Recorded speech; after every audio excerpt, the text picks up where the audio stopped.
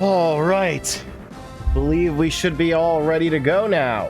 So, for once, I'm going to be ahead of everyone else, which is going to be very cool and special. But I'm the first one that's been able to play, getting back into things. We did, I believe that the part 3, or part 2, was it? Yeah, the part 2 episode should be out now. So, if you have not listened to that yet, then you can get our updates and such on how things have been going. And in the meanwhile, let's get going with a new resolve. They find the man for whom they've been searching, Marquess Ferret. He breathes his last in the embrace of his son, Elwood. The companions leave the Dragon's Gate and set sail for Badon. Elwood is grief-stricken at his father's death. Hector can find no words to comfort his friend. Whoops, I forgot to do a thing over here. Yes. Oh, so I sure am cool and special now.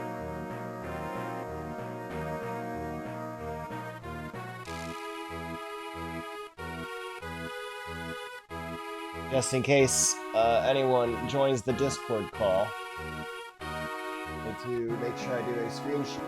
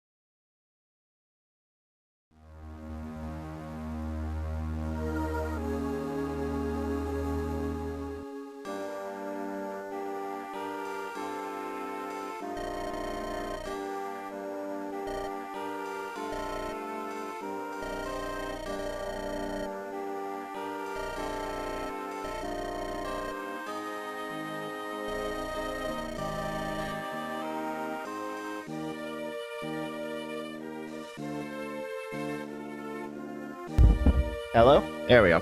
Something must have happened to the, what's it called? To the cable. But everything works now, right? Look over here. Yeah, everything works. Okay. Alright. Even though it's been only a year since I've seen you last, so much has happened since we left you in Kalen. Hey, care to talk about things the rest of us can follow? Who's he? This is Hector. He's Marquess Ostia's brother. Don't let his attitude fool you. He acts mean, but he's decent enough. Acts mean seems pretty mean to me. I won't let you down, sir. After all that, I suppose we really are the Fire Emblem. We sure are. Thank you for the resub, DQV. You might remember this one. Yep, I remember. He's the man who helped Ninian. You're Albert's son, aren't you? Your red hair, gentle eyes, and even voice. You're just like him. Where did you meet my father? The Dragon's Gate. He set us free after we'd been captured. We escaped in a small boat, but I was thrown out in a storm. When I woke up, I was back on Valor. For a time, I hid in the ruins by myself. Then, I sensed something really dangerous. When I raced to the Dragon's Gate, I saw everything. Nils. When we pulled Ninian from the boat, she'd lost her memory. I can't believe we brought her right back to her captors. What a horrible thing to do. I'm sorry. Lady Lynn, you did nothing wrong. When Nils fell overboard, I didn't know what to do. I became lost within myself. If only I'd been stronger, all of this could have been avoided. I am truly sorry. Ninian's power is greater than mine. but it costs her physical and emotional strength.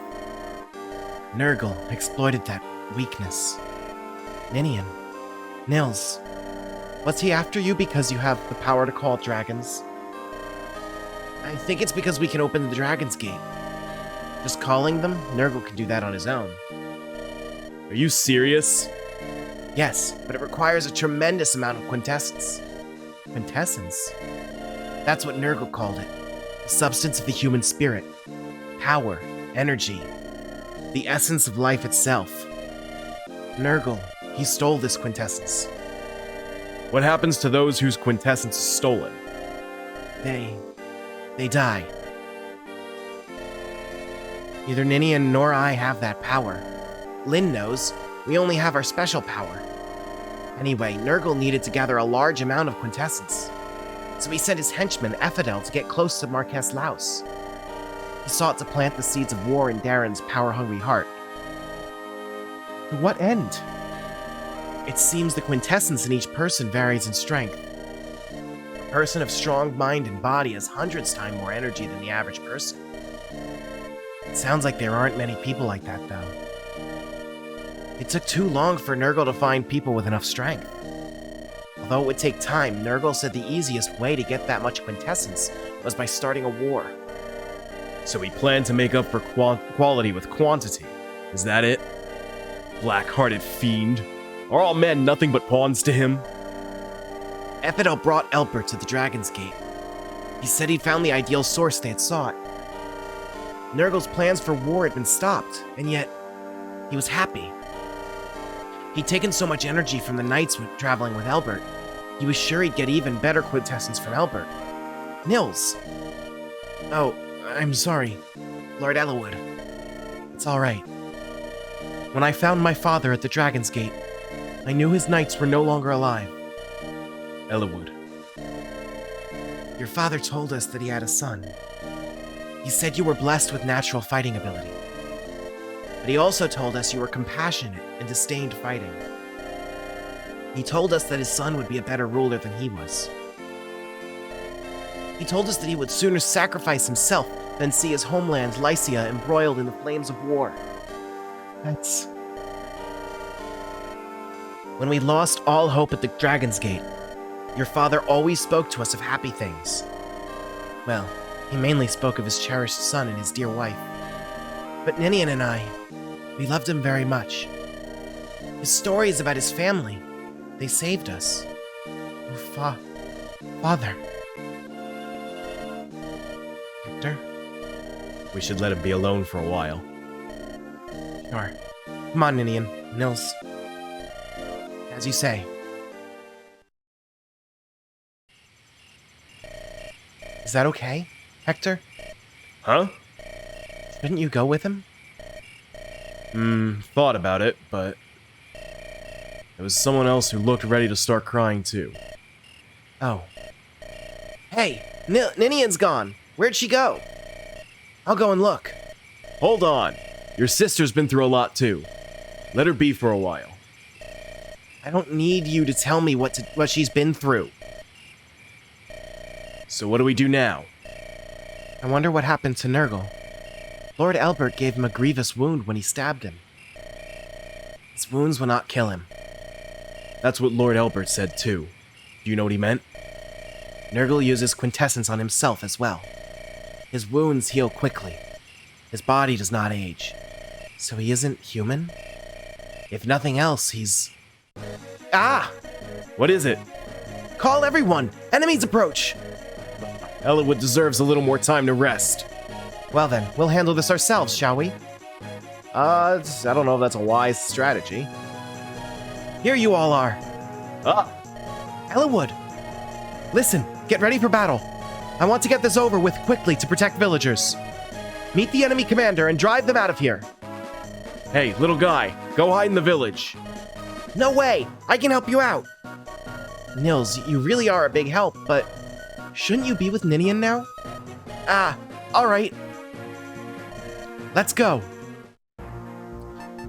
Alright. Let's see what we're dealing with here. Oh, I see Seren has joined. Oh, hi. Hello. Why is my Discord overlay all messed up? Very strange.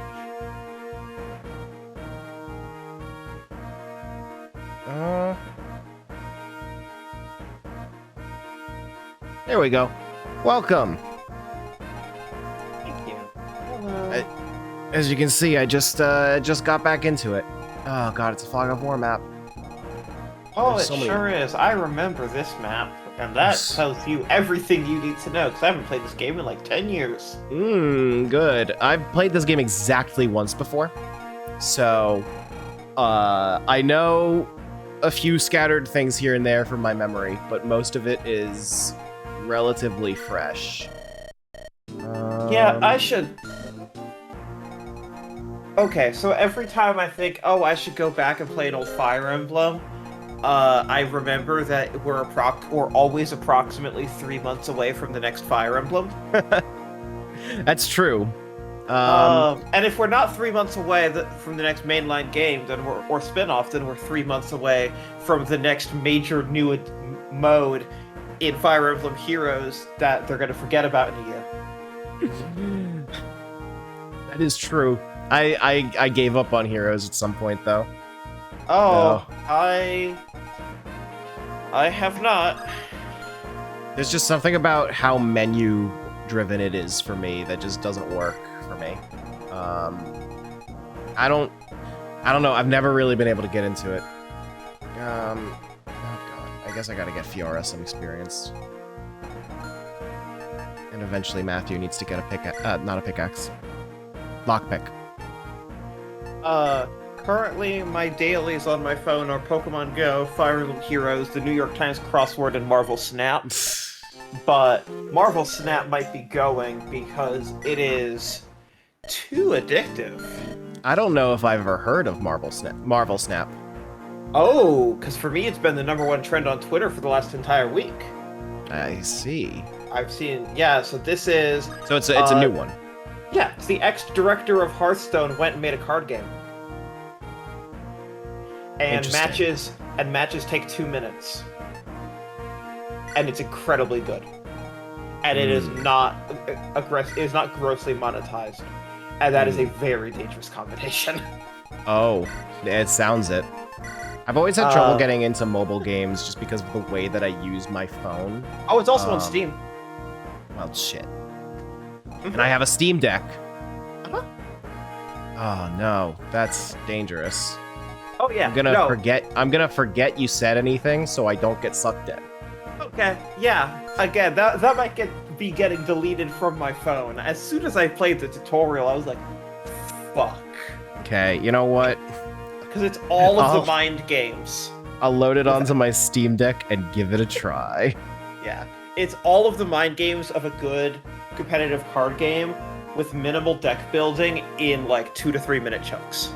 Marvel Snap, you said? Yep. And if you want to make the joke that sounds like you should be taking pictures of Spider-Man, you will be the 1000th person to make the joke. Ah, I see. For some reason I can't get it to come up, but maybe it's just because the Wi-Fi on my Steam Deck doesn't like working right as I turn it on. Okay, who doesn't need experience? I mean, Hector doesn't, but I can't turn him off. It has not received a verification check for Steam Deck. I'm looking at this right now. I mean, it probably runs. Yes. It's technically early access on Steam, but it's not really. Wait, I can remove Lynn from my active party? Sure. I didn't realize that. I shouldn't, because then she'll fall behind, and I know she's mandatory in some missions later. Yes, she sure is. I feel like there's too many swords on my team. Like, you mean Fire Emblem? Yeah, true. I wish to God I could take Eloid off, because his growths have been terrible, but he's mandatory. Yeah. I might have to ditch Raven at some point. I'm trying to hold on to him, though. I seem to recall having to, like, fucking push Elowood over over leveled, like over a threshold where his level started becoming acceptable again. Mm-hmm. Again, though, that's a vague memory. That could be conflating that. I'm gonna take a leap of faith and Oh, have always. Lowen temporarily benched so that Fiora can come in. Oh no, wait, no. Fiora was already in, so I don't need to make room for her. Dorcas and Dark are fine for now. You know what? Let's just go in with this team. We'll see what happens, and if we need to try again, we'll try again. Let's hit start. Deploy Merlinus, sure. Oh, another cutscene. Ninian, stop! Where are you going? I'm going to help. Oh no, you're not. You're still too weak. But I merely wish to help Lord Ellawood, even if just a little. I stole his father's life from him. I know this will never make up for it. Nils, please. I understand. Give me your hands. Nils, I'll give you some of my power. You'll just get in the way if you go out like this. Nils, I'm sorry.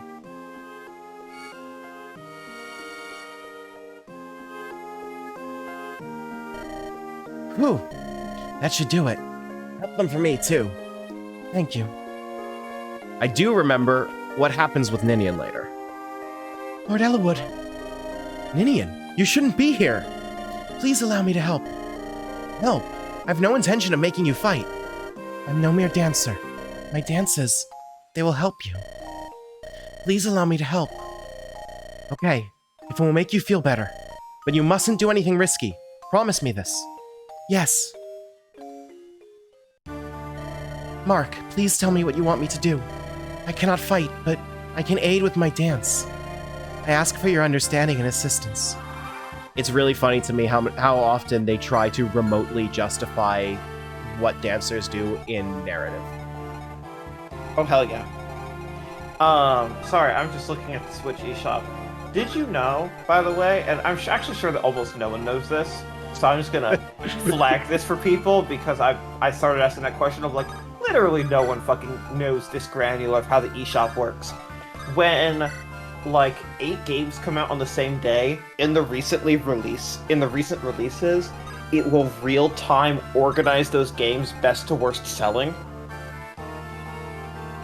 So like on launch day, so you can track like, is my game fucking tanking immediately or not? That sounds like it can't possibly be something intended to be customer facing. No idea, but all I know is that of the 8 games that came out today, our game is number 2 on the US eShop. So I'll take That sounds good. Yeah, we are above hits such as Ducky Quack. I will pretend to be familiar with it. No Sonic Boom, no. So Joe isn't feeling well tonight. He's lost his voice from being sick over the weekend. So we have swapped Fire Emblem and Sonic Boom. Hopefully Sonic Boom will be going on Thursday. Otherwise, also hair. All right, see you, DQP. That's his ring.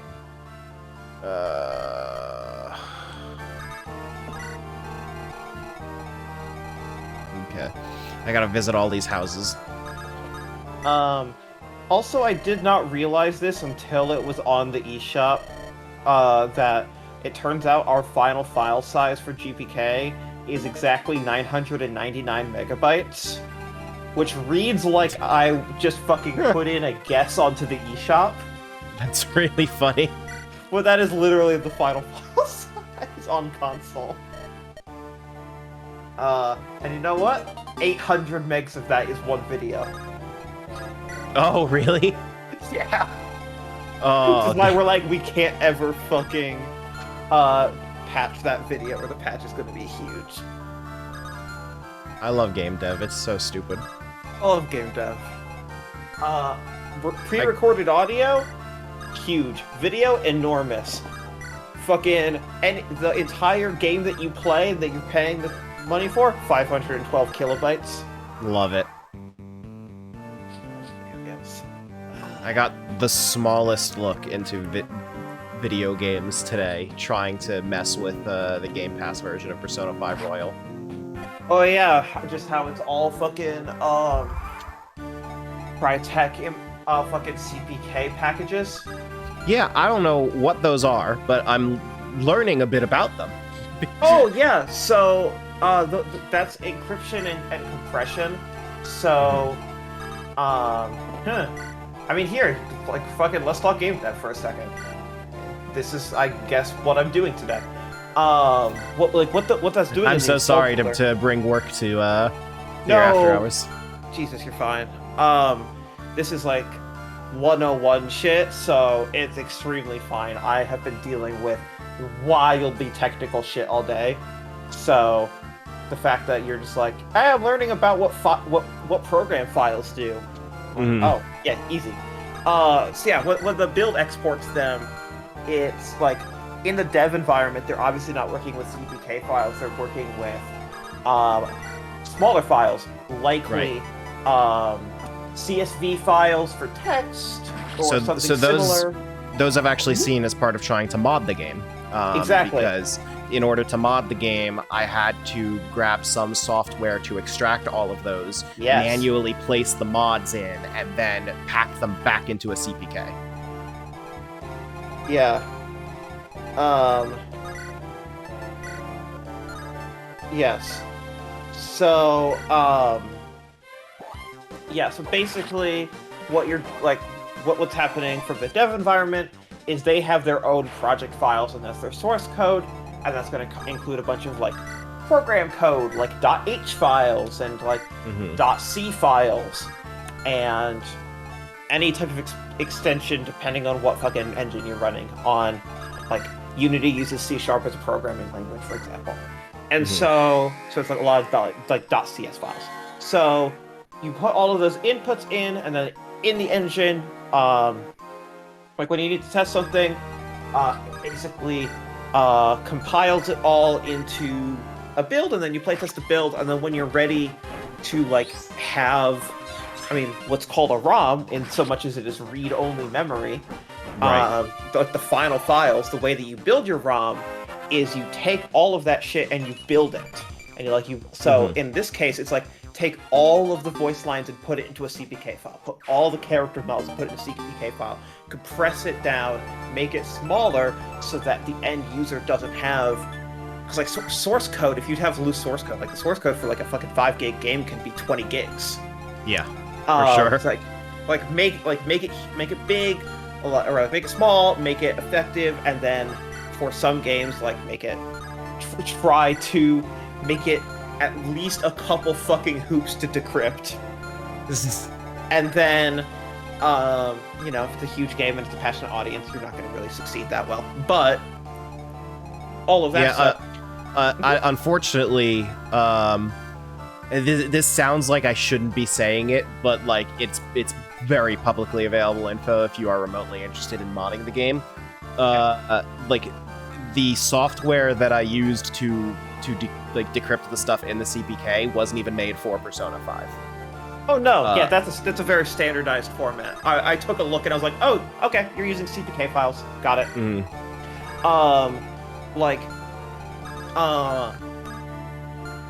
So I can actually this is not a challenge to people, and I'm only saying this on this stream, and I would never fucking tweet this because people would absolutely take this as a challenge.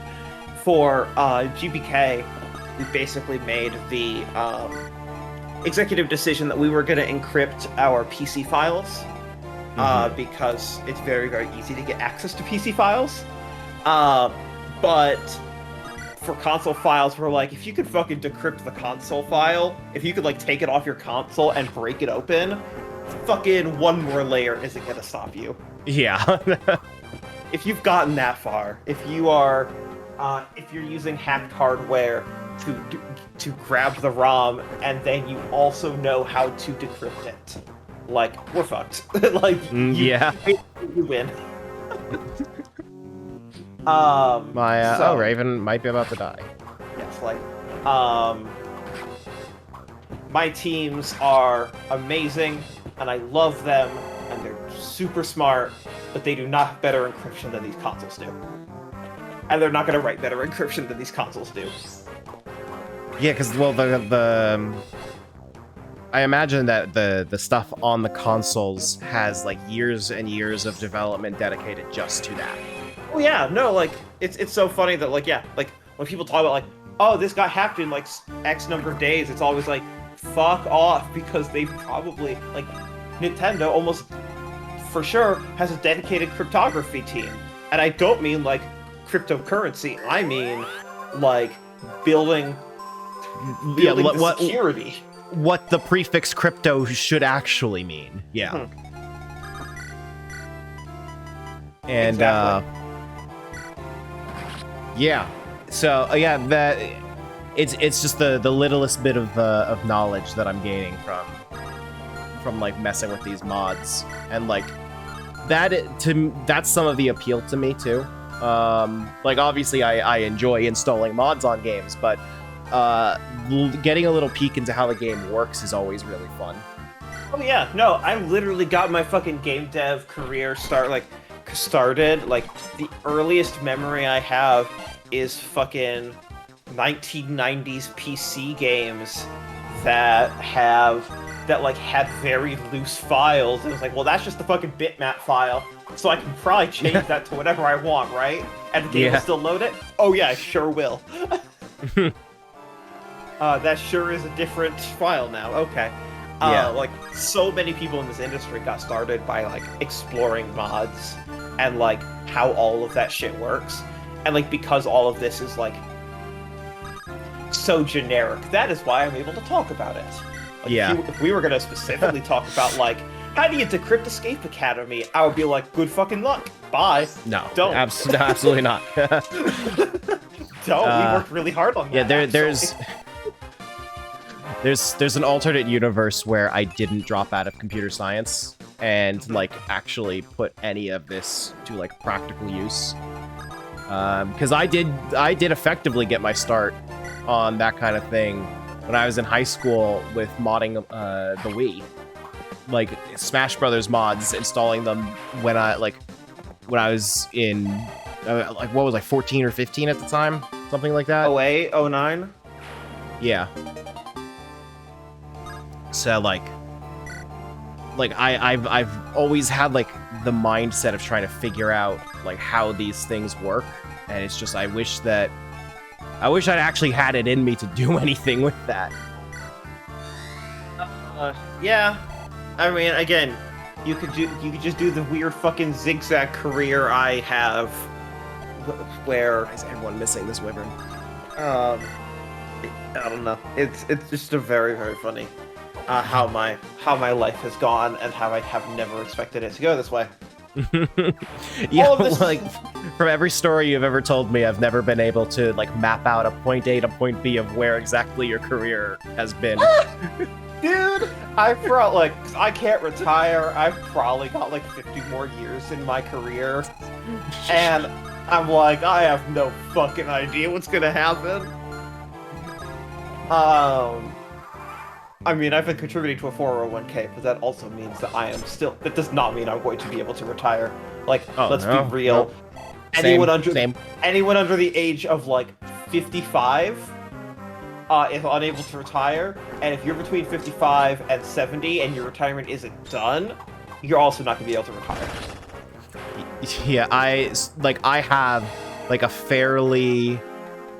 I don't make a ton of money or anything, but, like, I'd say I have a decently enough well-off office job, and, like, there are multiple people that I work with that are, like, in their 70s already, that it's like, yeah, they're already fucked. What chance do I have? Yeah. But as far as modding Persona goes, I also had a very fun adventure with however the hell the Xbox Game Pass app handles save files. Oh my god. I imagine that veers a little more into the can't talk about the specifics territory. But I don't know if you saw the tweet that I made about this. Oh, let me find the tweet. 1 second. Well, Let's see if I can address your tweet specifically. Because I can tell the story, too. Let me find this. So you say... Oh! I'm gonna tell you right now, you are not going to be able to. Here's the thing, though. Give up. I successfully did. Well then. So the point A to point B, and I don't know anything about how the back end of this works. So and I assume you know stuff that you're not allowed to say. So you don't have to say anything. You don't have to say a single thing. I'm just going to tell you. I'm mute because I'm very concerned that my reactions are going to give something away. Okay. But, so all right. So as the story goes, what happened was I wanted to download a save file off the internet. In order to see how the mods that I installed worked with the late game characters, because otherwise it would have taken a million years just to get to the first proper dungeon. So what I did was I downloaded the save file, and naturally it was not in a file format that the PC Game Pass app works on natively. The Steam version would work natively with this save file. It's a .dat file, which, as I understand, you can also drop this directly onto the Switch version if you have a modded Switch, and it's just cross-compatible like that. But the Xbox Game Pass PC app has like a layer of obfuscation in there, so I navigated to the save files, which meant I had to go through a file path that was ludicrously unreadable by a human. And eventually, found my save file that I had... I played through the game just enough to make a save file. And I found that save file, and I had two different save files that I wanted to use. One of them was at the beginning of the game and just skipped the tutorial, and I was able to get that one to work very quickly. What I did was I took the .dat file that was immediately would have worked with the Steam version, and I found its equivalent in the Game Pass folder, which had a name that was just a string of numbers that made no sense to me as a human. I copied that name, pasted it in as into the .dat file for the file name there, and then removed the .dat file extension so that now, to my human eyes, it looked identical to the file that had previously been there. That one worked immediately. I loaded up my game, and the save file that I downloaded on the internet worked instantly. So then I tried a second save file, one that was much later in the game. And this one, for some reason, would not work at all. If I replace an existing save file with it, that save file vanished. And so, what I eventually did was I found the Thieves' Den save file. Now that one, from the same save file as the late game save file, I managed to replace that one successfully. So I could load into the Thieves' Den as it was in this save file that I downloaded, but the campaign save file so that I could load into the late game sections still wasn't working. If I tried to drop it in, it was still just disappear, it would vanish. And then so I, on a whim, with no real idea of what this would do, I let the cloud save sync everything to the cloud, meaning it synced the save file that I had put in there, which was not working. It was not appearing in the game's menus. And I loaded up the game in the xCloud streaming. And once I loaded it in there, the save file did appear, claiming to be a level 1 character in January in Persona 5 Royal. I loaded in successfully, and then I saved the game into a new slot, at which point the save file became a level 80 character in New Game Plus in January. I closed the game, let the save files sync to the cloud, loaded it back up in the Game Pass app, and both save files, the level 1 save file and the level 80 save file, were now successfully appearing natively on my PC in the game. Yep. I don't You're right, I can't comment on that. Other than to say, yep, checks out. Yep, yes, that. I have no questions. I understand exactly what happened. Okay, I'm glad. I promise you that there are sensible reasons for why that worked. Okay, if I told that story to Phil Spencer, would he be upset? No. Okay. No. All right. Then that means I win.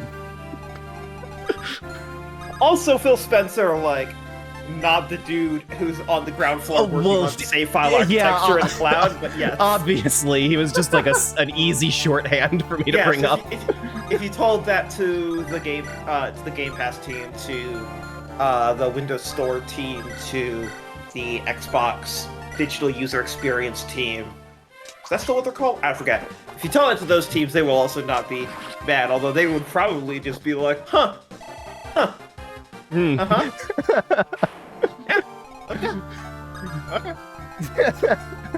It was the wildest experience I've had working with PC games. I mean, yes, hard to call PC Game Pass games PC games. Well, true. But they are games that run natively on a PC, but are they really PC? I don't know. Mods made for the Steam version work on the Xbox version, so of course you do. I'll take it. Of course But then they do. I imagine that. Oh well, okay. So this is also where I've learned a little more from working with Persona modding, because mods that were made to work on the PS3 version in an emulator instantly worked on the PC version day one with no changes. So Wait, okay, that's where I'm getting fucked up. You're telling me that base P5 worked on P5R? not everything did, but there were some, like, if there was a mod just to swap out a character model, then yeah, those ones worked. The ones that were actually like scripting stuff, no, those didn't work. Okay, that's what I was gonna say. I was gonna be like, okay, you talking about like PS3 in an emulator, or like console in an emulator versus PC. I'm like, yeah.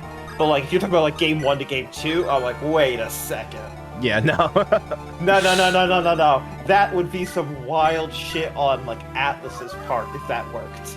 Yeah, no, nothing that actually changed the scripting of how the game worked, but anything that was like, you know, the files that I pulled out of the CPK and replaced and then compressed back into the CPK, those worked instantly. Yep. So that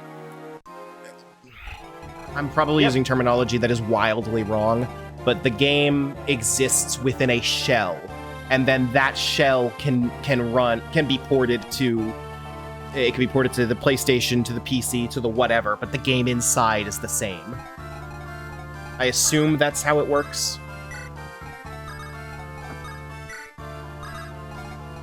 I'm still here. Okay, not that game specifically, but like in general game development terms, maybe? See, okay.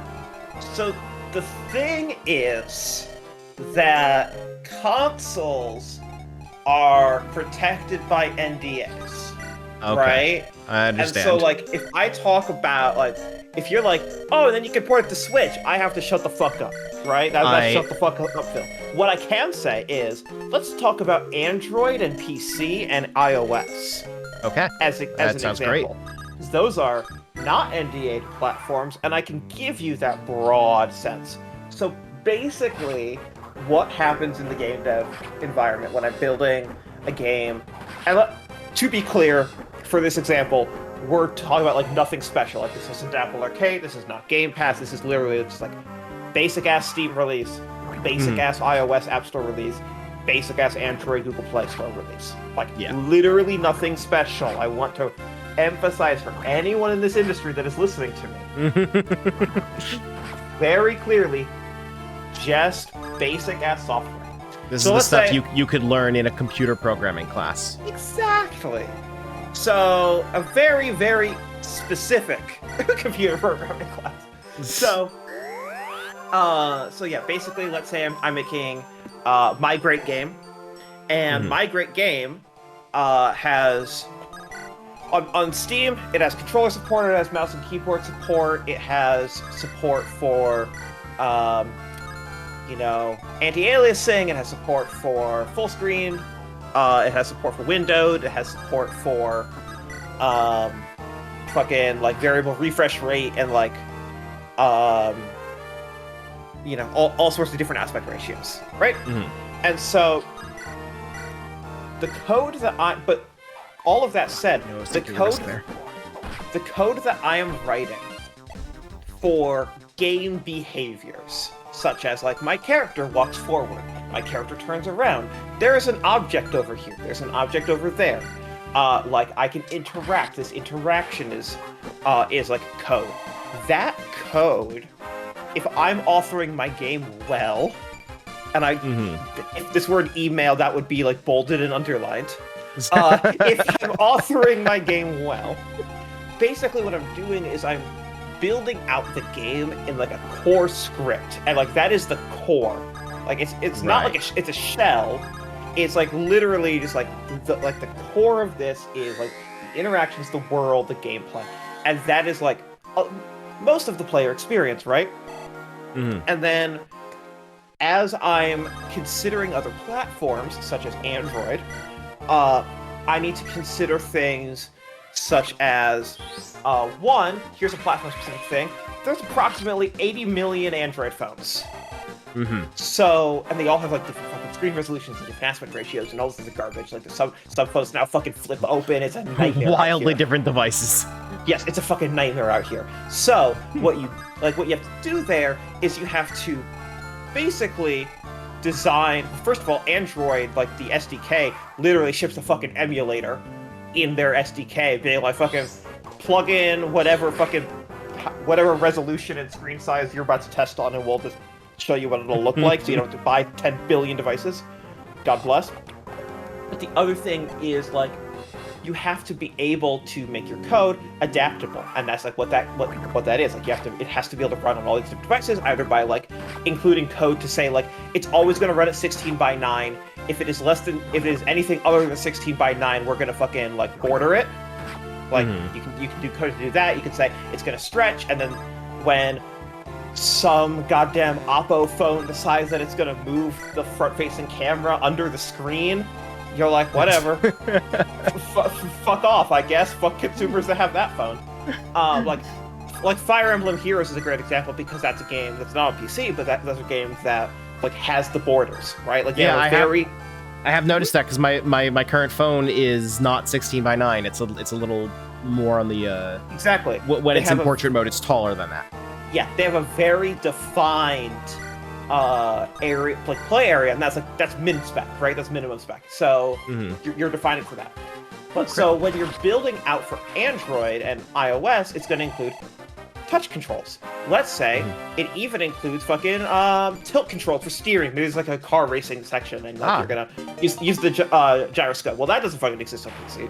So what do? You use a lot of you embed all of the fucking iOS and Android plugins into your engine, or if it's a custom engine, you fucking build them, and so that you can make builds and you can use these APIs. APIs being application program interface.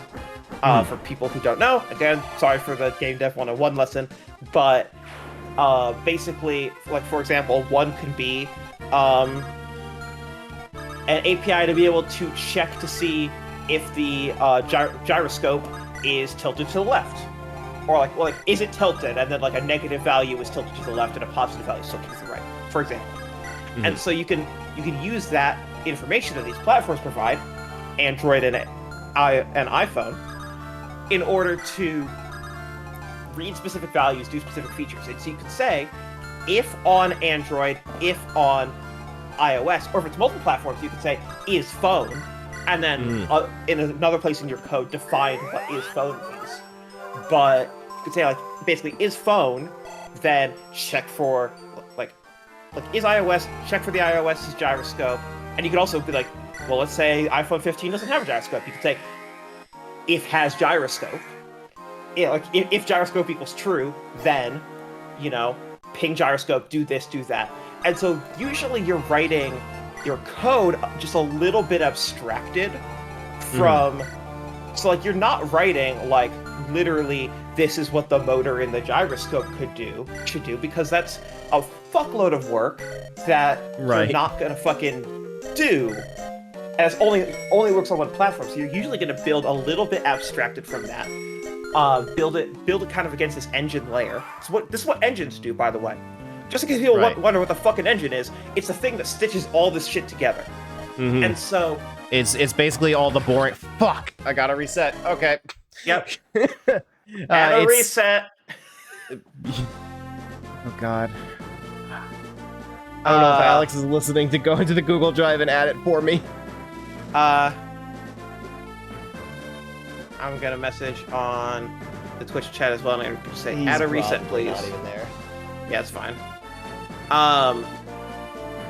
But yes, so basically, from where I was at, just gonna have to remember to add a reset later. Great. So you had just gone over the basics of engines. Yes, that's basically an engine, just the thing that stitches all together, all that fun stuff. So that's great, and I love that.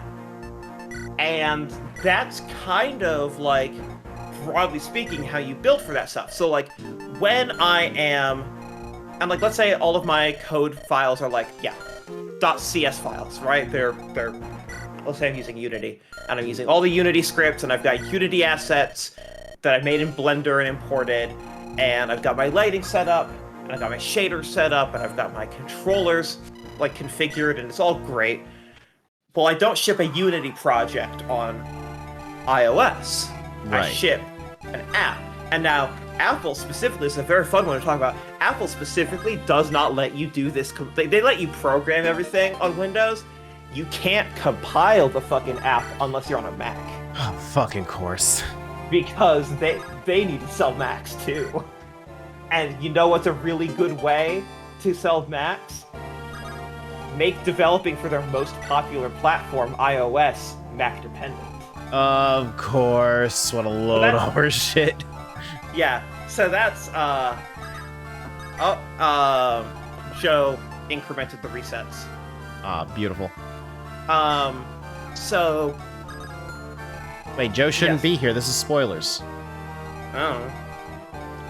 Well, then whoever's running the @Nintendo World Report Twitch account right now, this is not Joe, says Joe.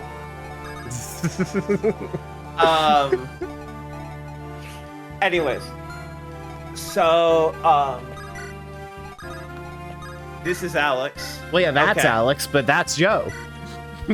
Okay, now I'm extremely confused. Anyways, so basically when you're building for Android, right?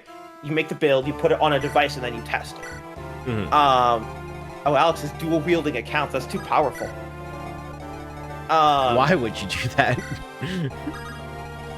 So that's broadly speaking, like that is how you build things. It's like you're building your core against your engine, not against a platform. So like you're not building game against platform. You're building game in a way that porting isn't the absolute fucking biggest nightmare of all time. Okay. Which it was on like PS1, like you go look at like PlayStation 1 and you go look at like the fucking Crash Bandicoot stories where they're like, oh yeah, our engine didn't work, so we threw out the fucking engine and we programmed further down to the metal than the SDK was.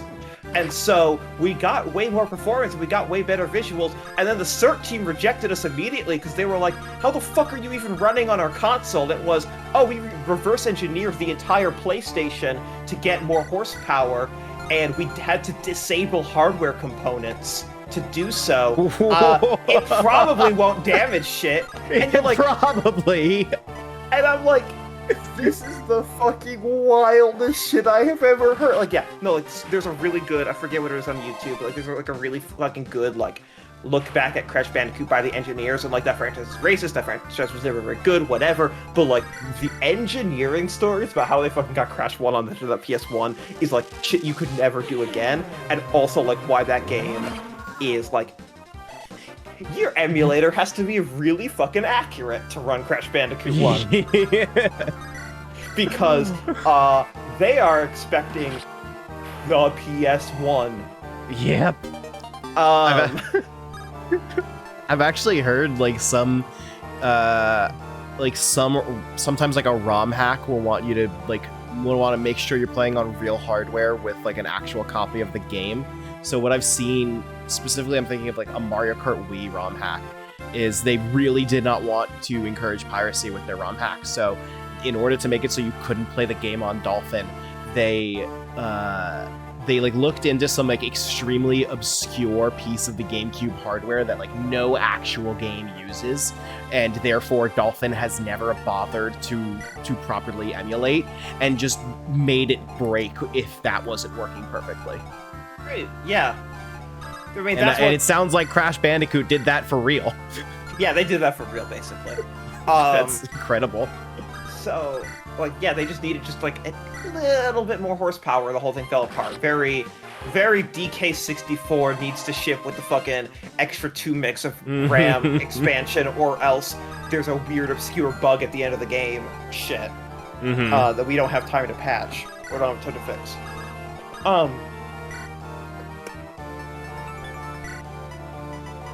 So the long and short of it that I'm getting, partially just as a recap and partially because a recap helps me make sure I understood.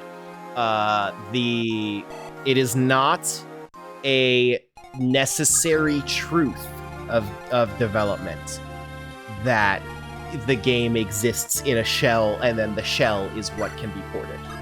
But it is good practice to set things up that way if you have any plans on releasing a game, or any software, frankly, on more than one platform. If I'm understanding right. Yep. Okay. Again, not talking about consoles, because consoles are weird. Yeah, yeah, for sure.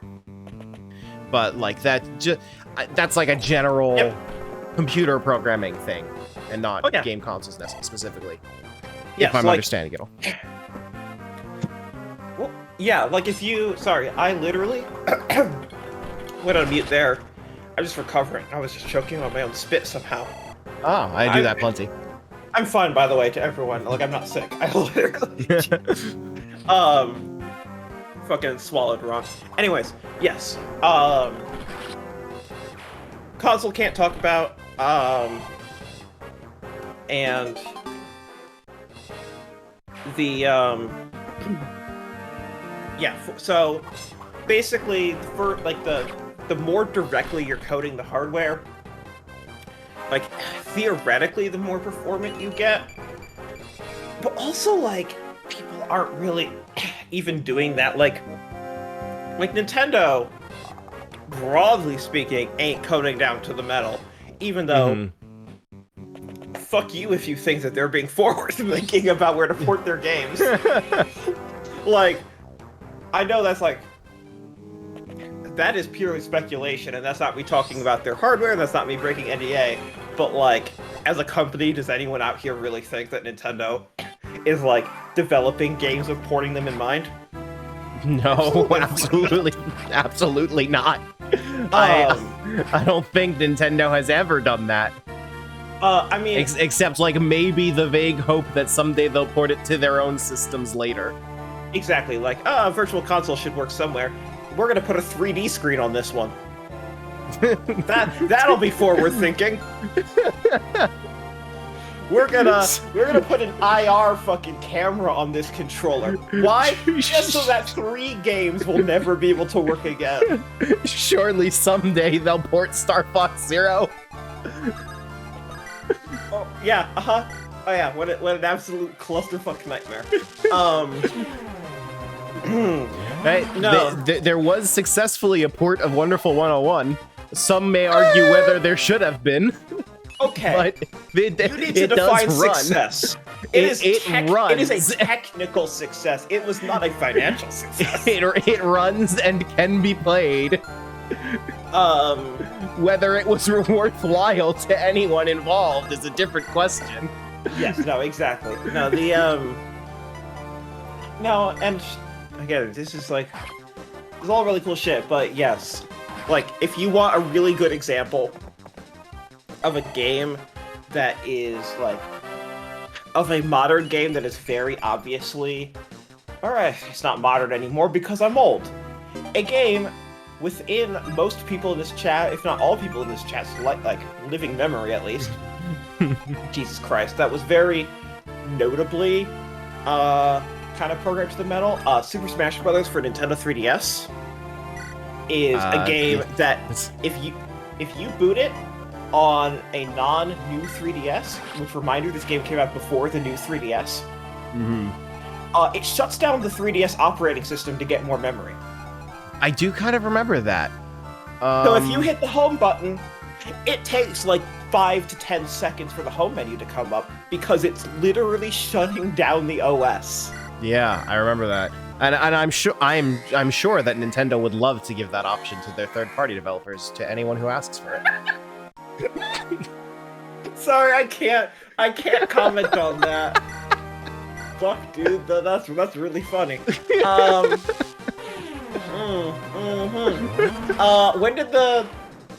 When did I sign the 3DS NDA, and what was the expiration date on that?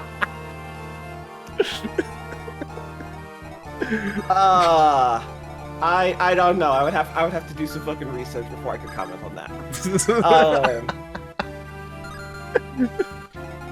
I've been in this industry for a while, so like legitimately, I'm coming up on my fucking expiration dates of NDAs, and like, no one actually, even when the NDA expires, no one fucking talks about even like expired shit like with specifics because no one wants to risk getting on something like getting bad blood, basically. Well, yeah, the NDA is when they won't arrest you. They won't sue me, but if you just openly talk about it, then like, okay, I guess you're never working with them again. Yeah, like fucking like I can talk all about fucking the dolphin writer I have, but because Nintendo doesn't, like, that's definitely past NDA expiration date. That's the fucking disk drive that they sold developers to allow developers to write to GameCube discs. So that it could go into a dev kit for testing. It does not allow it to work on retail units, of course, but they would never make that. But it allows you to like fucking test your disk image. But like no, like Nintendo won't care about that. But like 3DS probably too recent, even if I was allowed to talk about it. Yeah. They only just discontinued that within like the last 2 years. And they haven't, the shutdown isn't even finished. It's in the middle stages too. So yeah, one could theoretically make a transaction of some sort. Oh yeah, exactly. Like, this is not a sales pitch stream, but like, excuse me, if you want an indication of like where I'm at in my relationship with Nintendo, launched a game today on Switch. Still very much an active relationship between Nintendo and I in a work capacity. You know?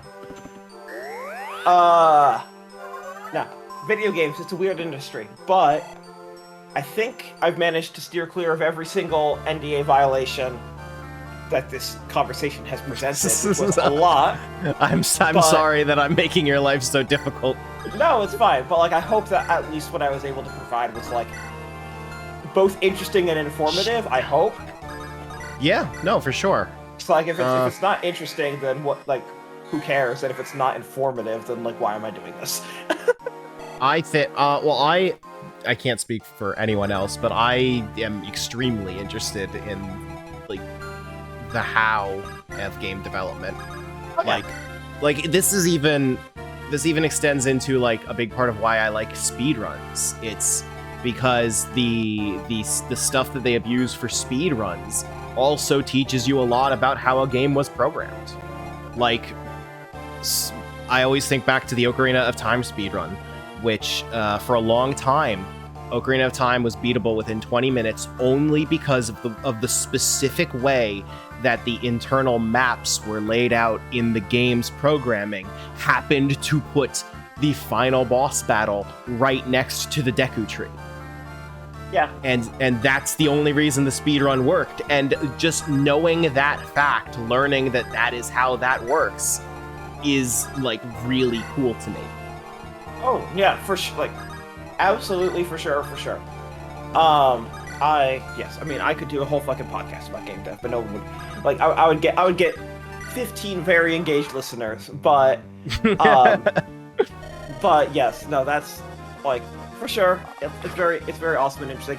Also, I do just want, before we leave the conversation fully, I do just want to add a piece of clarification that I probably, in retrospect, should have done at a time code where if you tried to make an audio clip, it wouldn't fucking, you wouldn't really be able to cut around this. But just for everyone's benefit, I really want to underscore the part where I said testing on device. Because you do not just port to... Excuse me, coughing. You do not just port to iOS and Android by clicking export and build to, and like, the compile happens, and then you have your app, and then it's done. That's when you start testing to see what went wrong.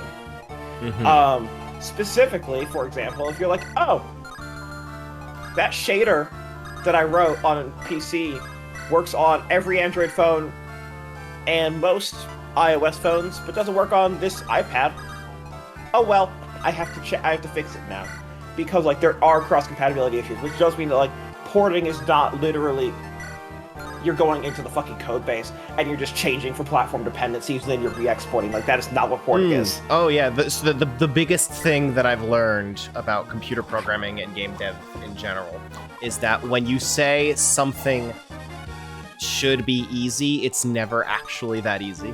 Oh yeah, no, like, I just want to be clear that, like, port companies are, like, a massive fucking, business in this industry for a reason, and it is not just, like, the fucking panic buttons of the world that, like, port AAA games or the virtuosos, that, like, oh, I mean, you can see how they ported Nier because you had to, like, change all of the materials, and you had to change the fucking FLV, and you had to change the LOD, and you had to, like, go in and, like, optimize scene by scene, object by object. You had to, like, simplify meshes on geometry so that it's not trying to load as many polygons. You had to, like, do all of this stuff. Like, you have to optimize whether your CPU or GPU bottleneck.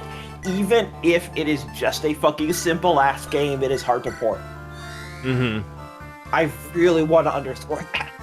Yeah, and like the processes that you can do to make it simpler, like what I was talking about, where it's like a shell that exists, that like the game exists in a shell, and you just port the shell. That doesn't make it easy. That just makes it manageable.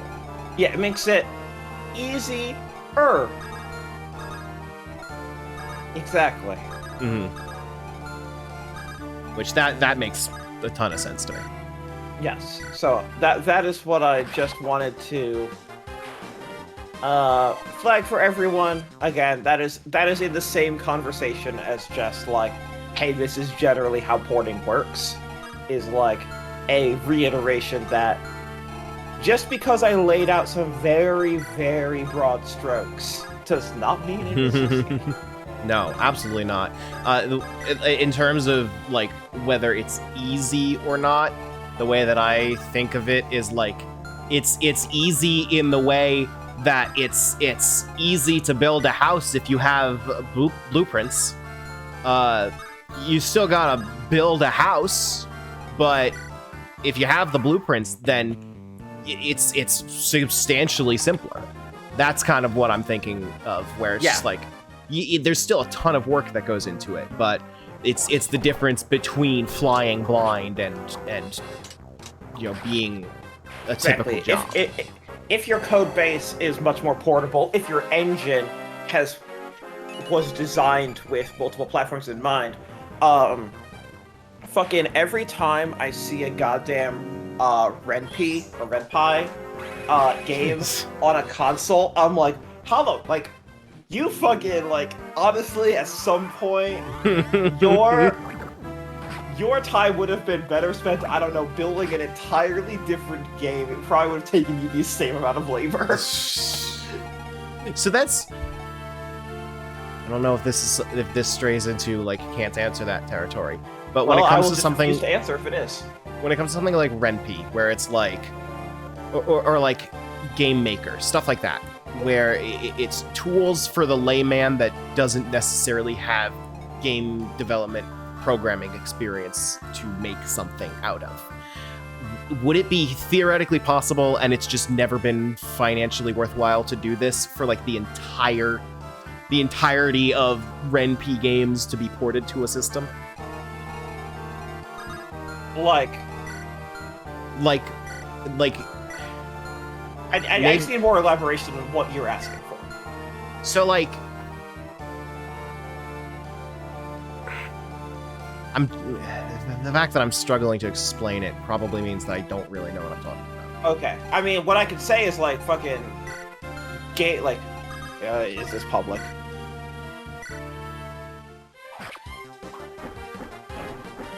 Yes! Yes, it is! Okay, let me read the following from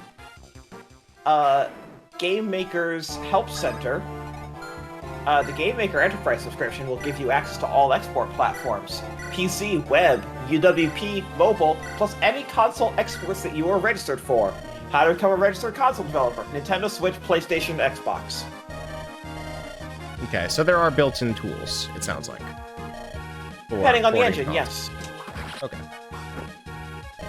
Unity, Unreal Engine, Game Maker, all three of those engines very publicly say that you are allowed to use them to work on all these different consoles. Okay. One of my favorites is every time... So, I do not know if you've ever used this map, because no sane person ever would, but that doesn't mean you haven't. On Nintendo Switch, if you hover over an icon, hit the plus button, and then click, like, fucking licensing information, you can see a bunch of copyright information for, like, all the open source software, like, all the software that they use to make it. Like, that's where you have to put all of your legalese. You can usually see what engine a game is using by doing that really easily. And my favorites are the ones like Dragon Quest Builders that say, made using Sony's PlayStation Fire engine. That's incredible. Yeah, I remember there being like a whole thing when the Sonic Colors port came out, and like apparently they used an engine that didn't get credited. Oh, yes. Yes, they sure fucking did. Okay, we're in cutscene time now. Hey, are you okay? Sorry to worry you. You don't have to push yourself so. We'll have time for morning when this is all finished. For now, in my father's name, I will do everything I can to stop Nergal and protect our lands. I see. So what do you have in mind? We need to see Marquez Ostia. My brother. After all we've learned, we can't not tell him, can we? Sure, I guess. Hector? Why that odd expression? Hector doesn't want to meet Lord Uther. He's been lax in contacting him and is afraid to face him, right? What? And how did you expect me to send him any messages when we're traipsing about the Isles like merchants on holiday? He's going to be so mad. Come here. They're both in good spirits. It's a lot better than giving into despair, I suppose. Lord Ellerwood, are you feeling better? Marcus, I'm fine. I know I worried you. About Lord Elbert. At my own discretion, I sent a messenger to Lady Eleonora. I see. Thank you, Marcus. That was well done. I thought she should know as soon as possible. The Marquess's final moments were so very noble. Lord Ellerwood, Commander Marcus! Ah! Is that you, Isadora? I finally found you. I'm glad you're well. Isadora, what are you doing here? Don't tell me something's happened to Mother. No, Lady Eleonora as well. Do not worry. When word of Lord Elbert's death reached her yesterday, She said not a word. She merely gave her full attention to the messenger. Mother. Then she issued me orders without hesitation. She commanded I deliver this sword to Lord Elwood and remain at his side. But the castle defenses will be short-handed. Lord Elwood, please, understand your mother's feelings. Lord Albert is not coming home. All your mother can do now is pray for your continued safety. Obey your father's dying wish. That is her message to you, and I have delivered it. Why not petition Ostia for reinforcements to help ward Castle Foray? Good idea. I guess it would ease my mother's fears and bow to her wishes. It's that thinking that makes you Lord Elwood. Our battles are like nothing you've ever prepared for. Are you ready to face them, Isadora? Yes. I will serve with my very life. Mark. What, do you need something? Elwood. You don't need to worry. Despite what you may think, he's as strong as there is. You're not having the greatest run of luck either. I'll wager you never thought things would turn into such a terrible mess, did you? If it gets to be too much, you can leave at any time. You're a reliable and dependable tactician, but you're not our servant, you know? If you think our task impossible, you should get out. You're as smart as they come. I know you don't need me to tell you that. Let's get some sleep, okay? Gotta rest when you can. That's even more true in the middle of a campaign like this. Sonia. Nimstella. You called Lord Nurgle? My wound needs time. It was a deep cut, and my strength is not what it was. The man who did this to me is dead. I'd like his son's death as compensation. Sonia, you will use Brendan to move the Black Fang. I do not need mere underlings now. I forgot that there's literally just a dude named Brendan as like a substantial villain in this game. I need the 4 fangs. Leave it to me. I'll have them bowing their heads to you, my lord. Nimstella, I want you to gather me quintessence. For this injury to heal, I will need much. You are the strongest of all my morphs. Heal all those who bear signs of great power. As you will. Alright, Chapter 22, Kinship's Bond. The group travels... Chapter 22. Yeah, so that last chapter wasn't that bad. I got worried when you were saying that you remembered it. But I imagine the poison was the problem. Yeah, it was. I guess I was able to get through it quickly enough that it didn't give me trouble. Honestly, hell yeah. Yeah, it was a small map. I usually do better on small maps. The group travels west to meet with Lord Uther, the Marquess of Ostia. Lord Uther is an intelligent leader and power in the Lycian League. He has also been a father to Hector, ever since their parents died many years ago. Hector's reunion with his brother is a happy one, if somewhat embarrassing. Hector continues his journey filled with complex emotions. At length, they arrive at a fortress that separates Thria and Ostia.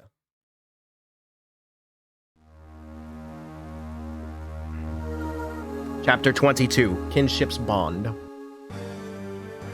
I hope you like protect missions. Oh boy.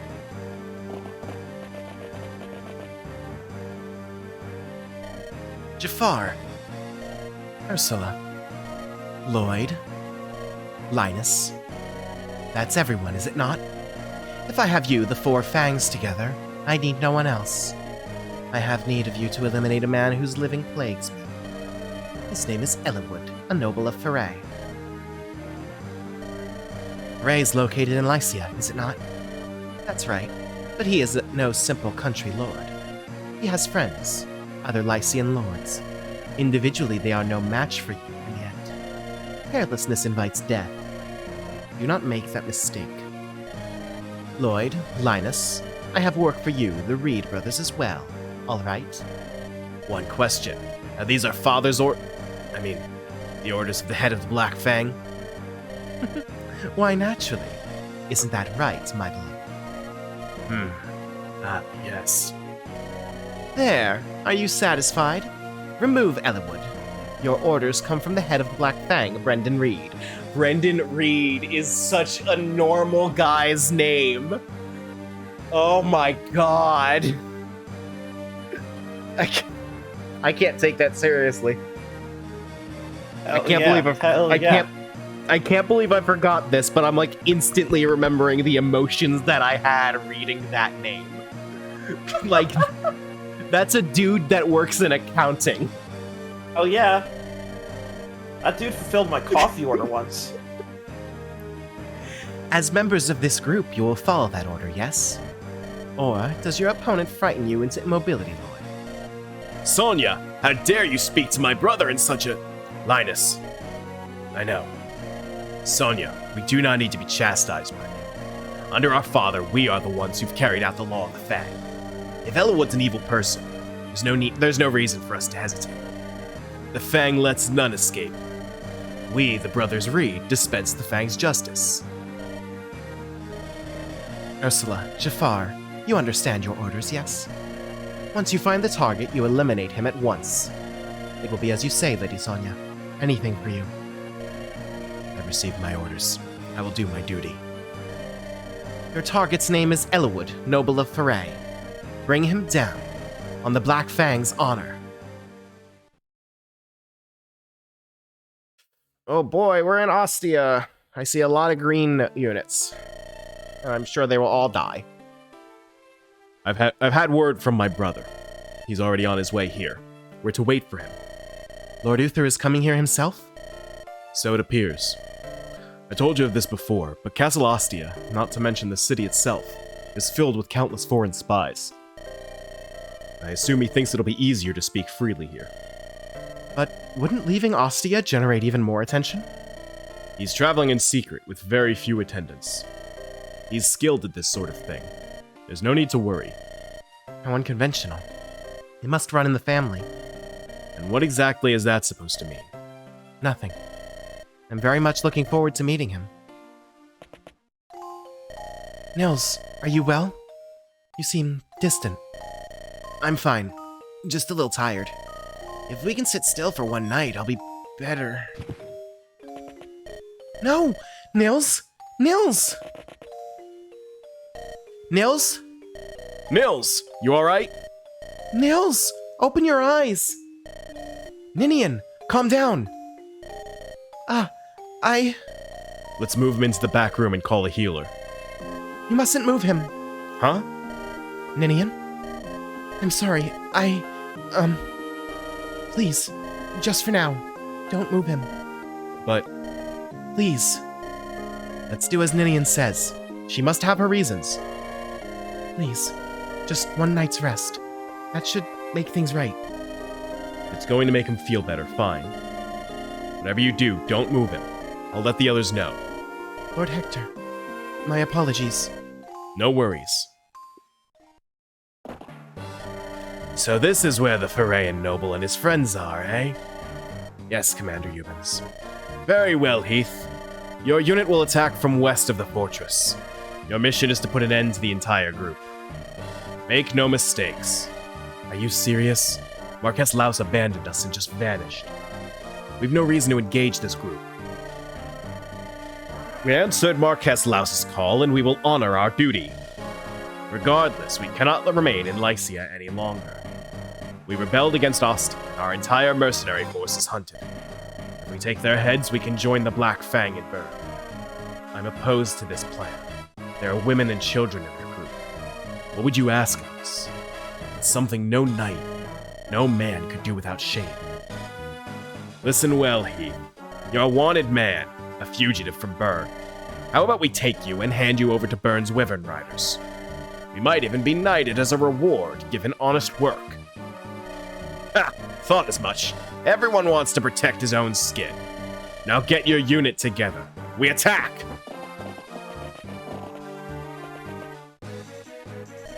Sir, we're under attack!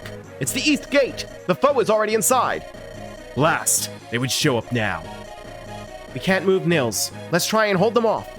Protect Nils. Don't let them near him. Alright. You want to know about the recruitable units in this chapter? I have the wiki open, so I do happen to know that I believe Heath is talking to him with any lord. And Yep. Wrath is supposed to be in here somewhere. Yes. And then there's another character that's automatic. Where'd the green units go? Just leaving me alone like this. But you need to speak with Wrath with Lynn. Right.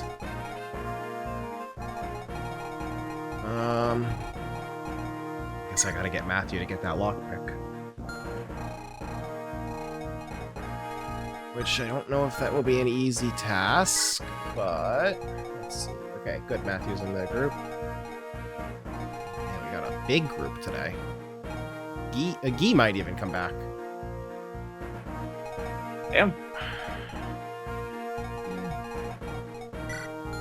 Did you miss any exciting deaths and/or Hackerman adventures? Well, there was a reset, and we had a very long lecture from me about Game Dev Theory 101. Like, a long conversation. Okay, I think I'll keep Urk in since Guy is only a level 9, so I don't think I'll be able to keep up. Go back and watch the VOD, thanks. I talked about what porting is like, about different platforms, about code bases, about APIs, about coding down to the metal and what you gain and lose. We talked about wild fucking stories like Crash Bandicoot and Smash 3DS that coded too far into their respective hardware. The Smash 3DS one is great because that's something that like I was just able to intuit from witnessing it. Oh yeah, no, it's playing not the subtle. video game. That game just fucking shuts down your 3DS operating system unless you're on a new 3DS. Mhm. Which is also why it takes so long to load, and it takes way less time to load on the new 3DS. It's not because the new 3DS is running on a fucking SSD or some shit. It's because it doesn't need to shut down the operating system. I love video games. Are there new 3DS? You know what? I'm sure the answer is yes, but I'm gonna do my due diligence. Making sure and- something's public. Yeah. Oh yeah. Yes. Okay. This is in fact public. The specs of the new 3DS. I was like, oh please, for the love of God, if this is not public by now, like if people don't know what the fucking specs of this this device Imagine. from 8 years ago. Which, by the way, the new 3DS came out 8 years ago. I don't mean to. Oh. Yeah, I don't mean to that- fuck with you. But it came out in Dude, 2014. You know- Spring 2015 here. But I don't like that it's supposed to be new, says Fangs. yeah, Okay, Uh-huh. what fucked me up a lot congrats. what fucked me up a lot earlier today, which is more or less the exact same time frame, Yes. was I needed to, because I had done the Bayonetta 3 review, I needed to check exactly how long has it since I've played a Bayonetta game. Oh yeah. Oh yeah. Man, Yeah, exactly. Okay. So, I'm gonna read these specs out loud. So I'm gonna say this before I'm gonna read you old 3DS and new 3DS specs. And I wanna be really clear, and I'm just gonna say this one little brag up front, and then I'll probably say it again at the end. But I wanna just underscore, I shipped a game that ran at 180 frames per second on the 3DS. Which is to say it ran at 60 on the bottom screen and 60 for each eye on the top screen. Which are different refresh rates. Yeah, the 3DS is the wildest fucking system I've ever seen. I've never thought about it in terms like that, but yeah. If you're running at 60 on on all three screens effectively, you're running at 180 frames per second. What number out of 10 do you give for Backgammon Classics from Gameloft for iOS? I mean, considering that Apple made their own Backgammon Classics app when the App Store launched, I'm going to say 3. Fang says I never thought about the 3DS having different frame rates for each eye. Ideally, it shouldn't. It's I just mean, they are separate frame rates, no, not different. Literally, literally, I got so physically sick playing Sonic and All-Stars Racing Transformed on the 3DS, that fucking port, because if you put it into 3D, the left and the right eye literally have different refresh rates from each other. No! Oh my god! It, like, That shouldn't be allowed to happen. It made me sick to my head and my stomach, and then I had to uninstall that game immediately. That's something that, like, if I was Nintendo, that wouldn't pass cert for me. If I was Nintendo. Oh, buddy. Like, honestly, like, the biggest fucking thing that, like, the biggest NDA breaks that should happen is, like, as soon as, like, as soon as an NDA is expired, platforms, like, old platform cert requirements should become public. Like, I should be able to openly discuss the PS2's cert requirements, because cert requirements are often the funniest fucking things and the most indicative of the era, especially when they change mid-generation, and you're like, this stopped being a concern, or this became a concern mid-generation. I remember hearing a story once, probably from a podcast, and I don't even remember which podcast it was, of some game at some point failing cert on PS4 because if you plugged in a Guitar Hero controller while the game was in, like, some random language, like Turkish or something, well, then they would crash. Oh, yeah. Yeah, that shit happens. Anyways, so I would hate to be the person that has to worry about that, which I think that's you. So sorry. That's me.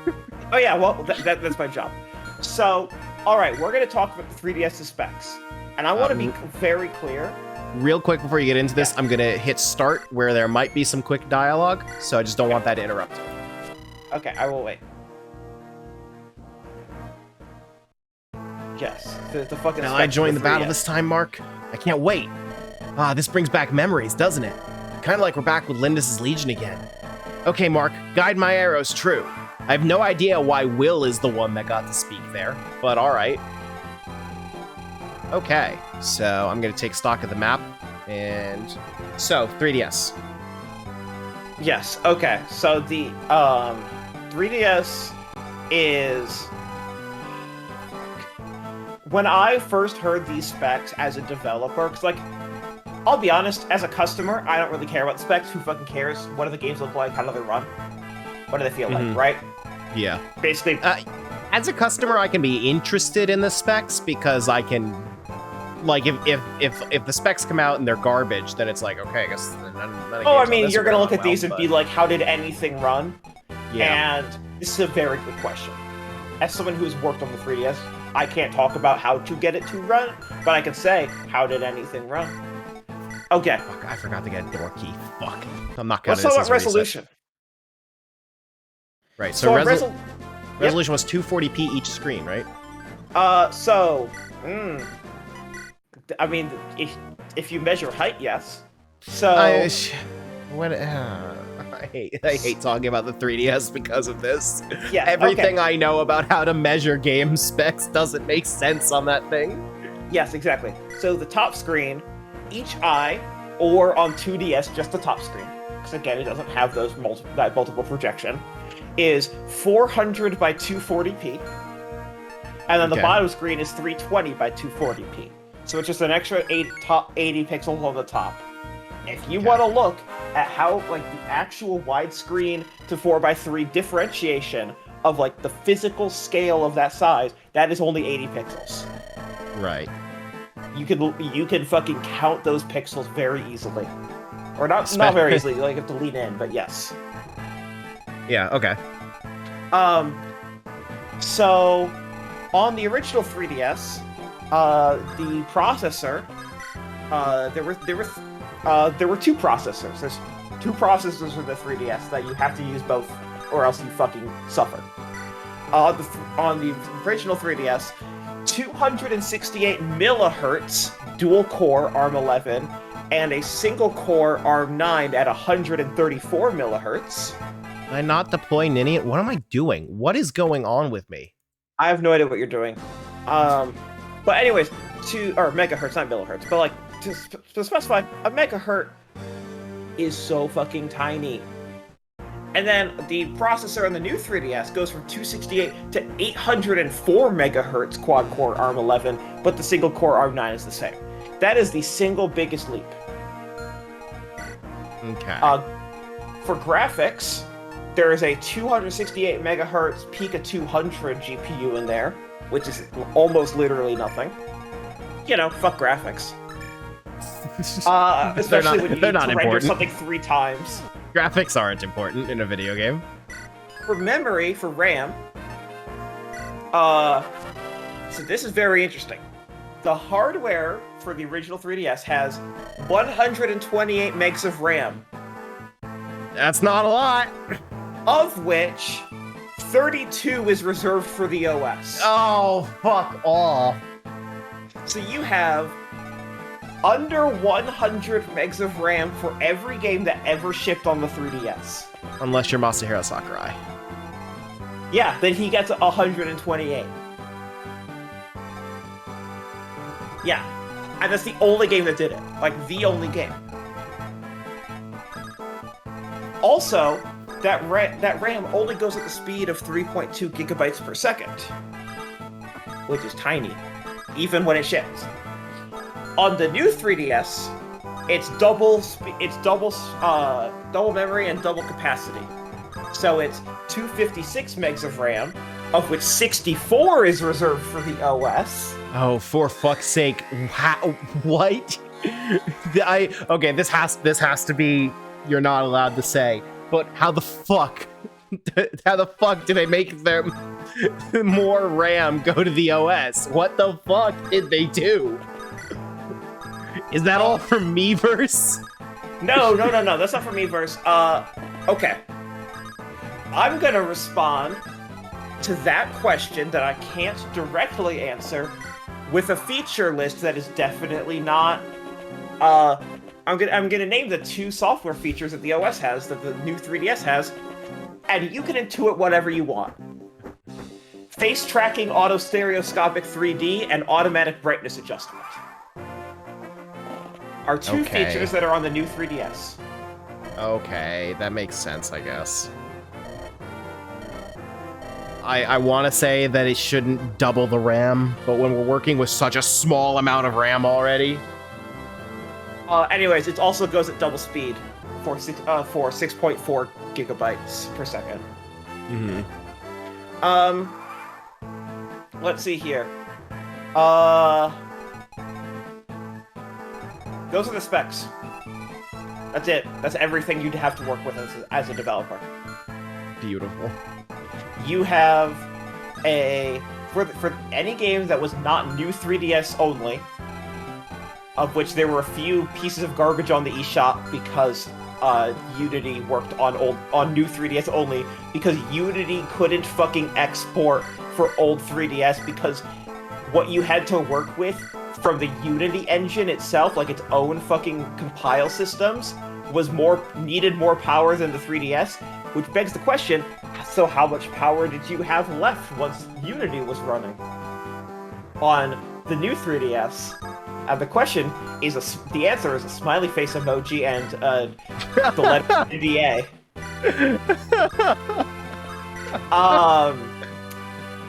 Suffice to say, not many people used the Unity engine. So That's beautiful. So yes, so like, remember, all of these games, like fucking Mario Kart, fucking 3D Land, fucking like all these games that were like New Leaf, like all of these games that were built for the 3DS had to be so fucking pixel optimized about exactly what was rendering when and why it needed to be rendering, because they had a 268 megahertz processor, a 134 single core megahertz processor, 100 and about 95 megs of RAM. It's incredibly impressive when it's not downright horrifying. Yes. No. Anything that runs on the 3DS and runs well on the 3DS is a fucking miracle. The 3DS developers do not get enough credit. You want to hear about what the fucking DS had? Because this was the oh my god, we have room to breathe of. I think that's you saying you want to hear about the DS next. I think so. Tell me exactly how impressive Kingdom Hearts 358.5 days is. Oh my god, you have no idea. Like, 358 Days Over 2, as a fucking developer, is witchcraft and sorcery. Like, it is, like, not okay. That thing shipped. Alright, here are the specs. All that labor and love, and for what? Okay. So here's the original DS and the DS Lite. Fuck! Alex, put another one on the clock. Reset. Okay. Get ready to scream. Resolution 256 by 192 for each screen.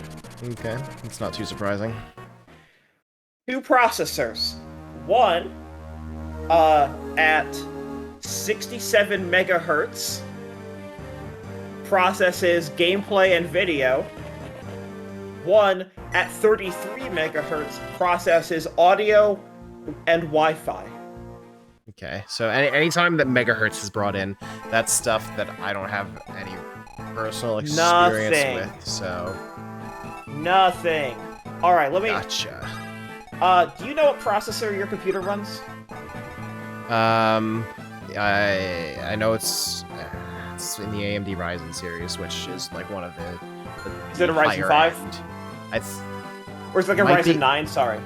It might be a 7. The guy at Micro Center, he said, this one will do pretty much anything you want for gaming. And I was like, I also do video editing when I want something better than that. And he's like, okay, I'll give you the next step up for that.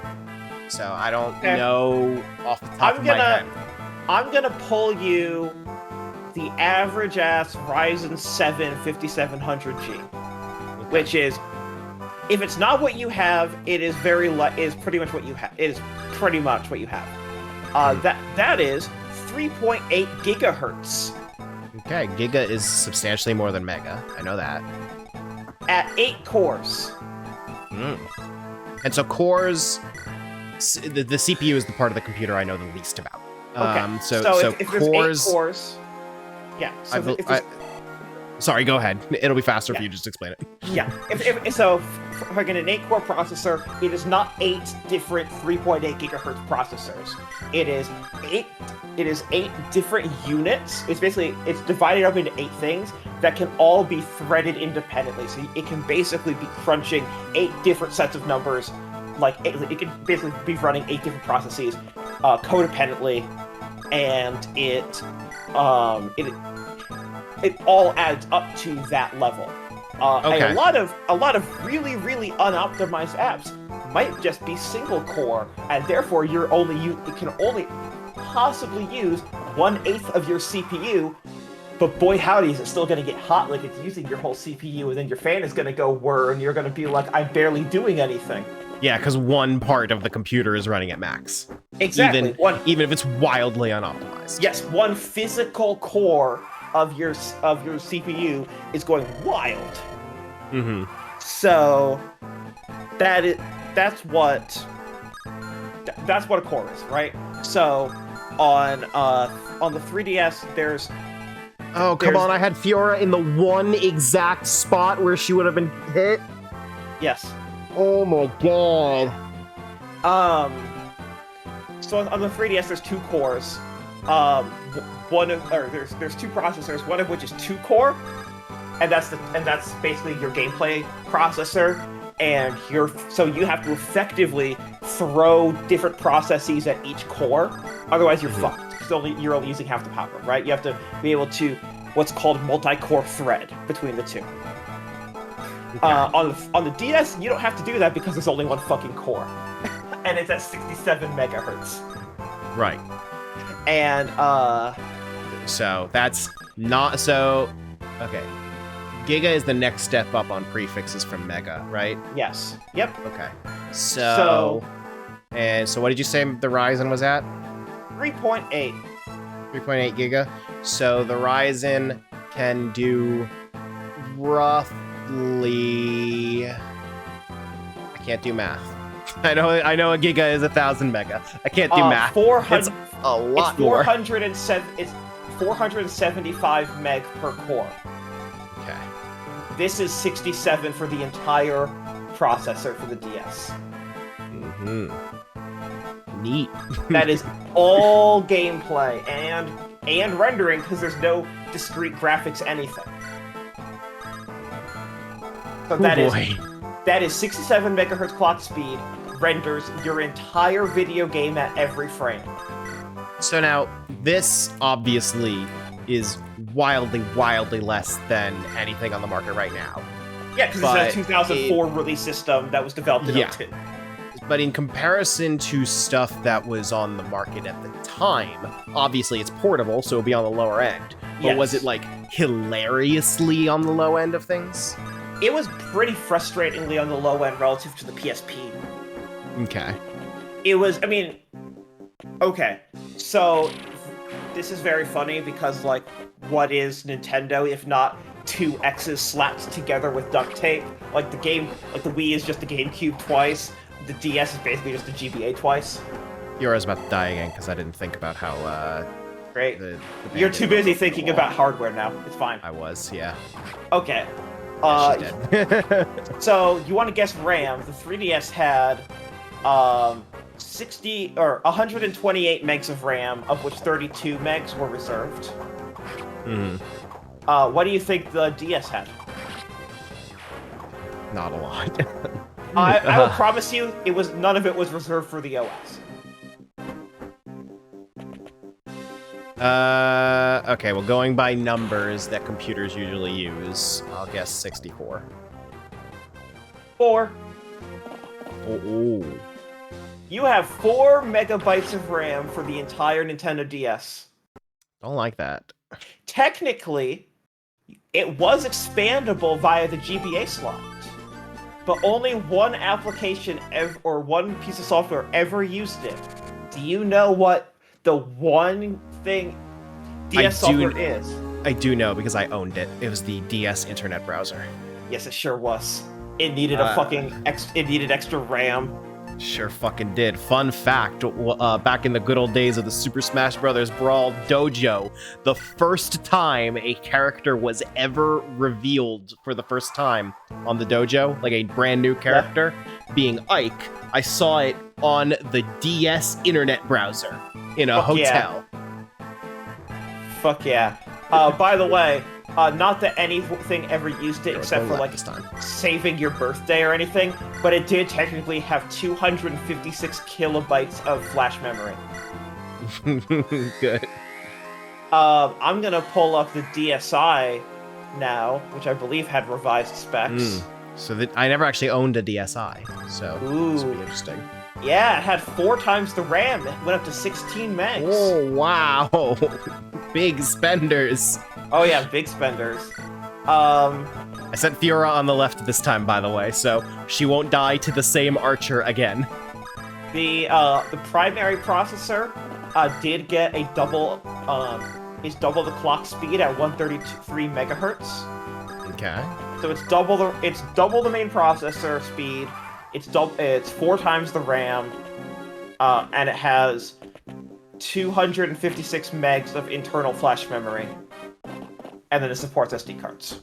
Mm-hmm. And that's the DSi.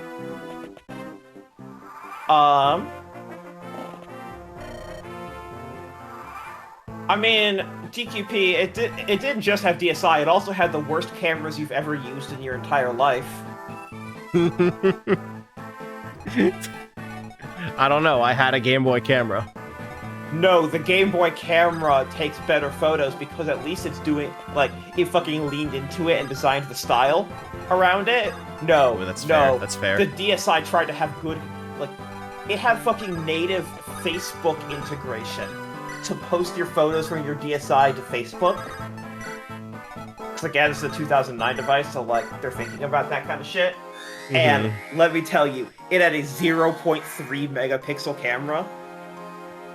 That was 480p, and it was fucking everything was blurry as shit, and it also only updated like 3 times a second. It was great. Oh no! It was so bad that, again, they put a WarioWare game on it that used the cameras, and it was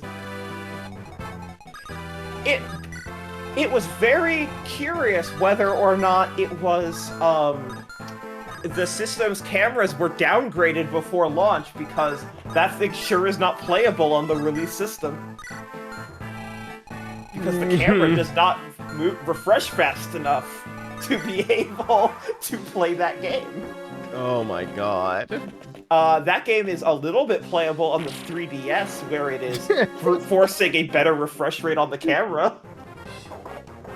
It sure does sound suspicious that the game was capable of expecting a higher refresh rate than the system was capable of. Yep. No, yeah, the worst fucking cameras you ever used in your goddamn life. And then they had the balls to make an XL version with a bigger fucking physical sensor, and they kept the cameras the exact same. Which is I like have no notes. I have no notes. Most Nintendo thing I could imagine. Anyways, I would now I have a question. Okay. This is about game cartridge storage sizes, which I'm sure you either know very little about or shockingly a lot about, depending on what you've done with files that belong on cartridges. I should know the answer to this, So, but I don't.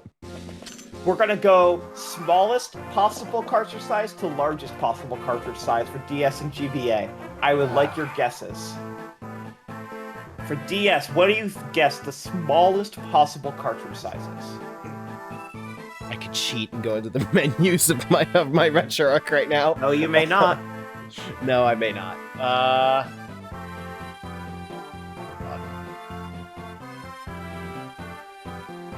Okay. The only one that I know off the top of my head is that N64 cartridges were 4 megabytes. And do I think that DS cartridges are more or less than an N64 card?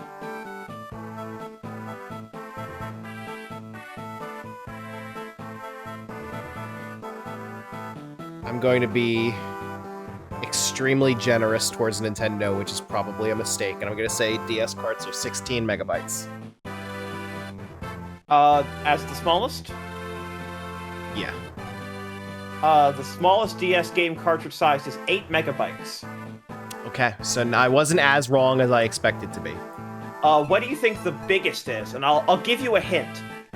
There's only one game that uses the biggest cartridge size. It was manufactured specifically for this game. I'll say 32. Oh no, way, way, way higher. You're thinking GBA file sizes.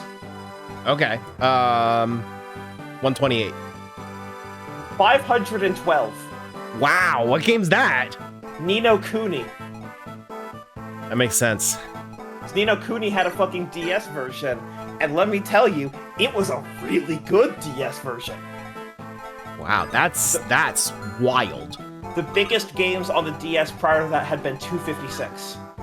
And Ni no Kuni needed a 512, and so they got it. Like, Nintendo fucking put it into manufacturing just for that. Sounds like they got their use of it. Damn. Yes. Alright, for Nintendo 3DS, smallest to largest. This is where it gets complicated, because this is where we start talking about gigabytes. It is. Okay, I'm trying to think of the games that I had. You don't even need to work with emulators to have thought about the exact file size of a 3DS. Oh, I mean, no, they were in blocks. God they were in damn fucking it. blocks. You have to answer the question in blocks as DQP. Damn it. I mean, yeah, like, fucking, alright, Persona Q2 is like fucking 55,000 blocks or some shit. That doesn't tell me shit. I know. The problem is that blocks are genuinely an actual fucking file size, but like no one has yeah, they are. in years except for Nintendo, so then the fucking problem becomes like, why did Nintendo not trust people with megabytes and gigabytes? I had to look up how much a block was the other day because I got into an argument as to whether Animal Crossing needed a specialized memory card specifically for it. Fangs. Which, no, it didn't. Fangs, no. Is there ever a good reason for anything Nintendo does? Alex. No, I mean, yes, it came with a specialized memory card, and there was a fucking present that you got if you were the first person on that memory card to start a village. I thought it was just a regular memory card. No, it came with a very special. It came with a fucking grab bag. I remember this. I had it. Was it? It had Rover on the front. It had like a green sticker. Oh, yeah. Oh, stickers don't mean anything. Was Yeah, it? no, it did have special software on it that like the game was able to recognize. 100%. Was it like a specially manufactured memory card, or was it a regular memory card that they loaded stuff up on? Because I know that it was the same size as the launch day memory cards that you could buy, the smallest ones. I believe it had files preloaded onto it. Okay, but it was a regular memory card. They just loaded stuff onto it. And then branded and then included in the game case. Yeah. Well, it's like I said, a sticker's a sticker. I don't count that as a special memory card. But yes, it did have a sticker with Rover on it. Anyways, yeah, no, Fangs, to borderline answer your question, I mean, they started this fucking blocks shit on GameCube, and then they just carried it through, and then the 3DS came out, and everyone still hated it, and then the Wii U came out a year later, and they had already given up on blocks then, and then they were fucking used megabytes and gigabytes on the Wii U, and on 3DS they just fucking lived with their decision to use blocks. Anyways. Real quick, dialogue to recruit Heath. You command this group? Who are you? I'm Heath, a Wyvern rider serving Euban's mercenaries. I wish to surrender. Surrender? Why? I've no wish to harm women and children.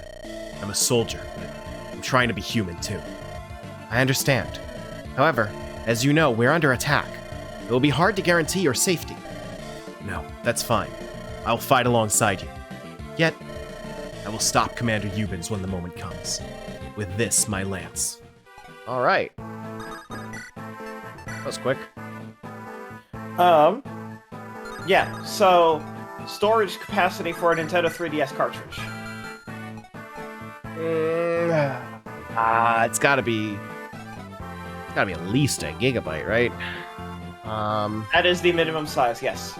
Okay, there we go. Which is double Ni no Kuni's size on DS. Okay. So the smallest potential for manufacturing, like the teeniest games. If your game was 30 megabytes, it got pressed to a 1 gig card. Okay, which is relatively common. Well, relatively common in practice of printing physical games. Not I can't talk. We're veering dangerously close to my day job. When we're talking about realities of printing physical games. Oh, I do not expect you to say a goddamn thing. Yep. I just know that Dolphin has a neat feature where it takes GameCube ISOs, which by default are the exact file size that the disk capacity was, and strips out all the space that's not being used. And some of those GameCube games are shockingly small compared to the size of the disc they shipped on. Hey, did you know that the $50 25th anniversary Mario celebration Wii ISO was a 40 megabyte ISO printed on a 4.7 gigabyte disc? I didn't know that for a fact, but I don't think you needed to tell me for me to figure it out. No, it's they literally built they put the Virtual Console emulator and a SNES game on a fucking disc. Yeah, And sold it to you for $50. I never heard someone tell me that, but you just have to load the disc into a Wii to be able to know that. Oh yeah, no, it's literally just a Virtual Console emulator, and then it came with a booklet that wasn't translated to English from Japanese, and it came with a CD that was just tracks like coin sound effect. Yep, I have that CD. What a fucking trash ass release. During some live RFN episode, I found the CD and posted pictures of it, just to like prove to anyone that didn't believe that yes, it does exist. Yeah, no, what a fucking trash ass thing. Anyways, what do you think the biggest 3DS game cartridge is?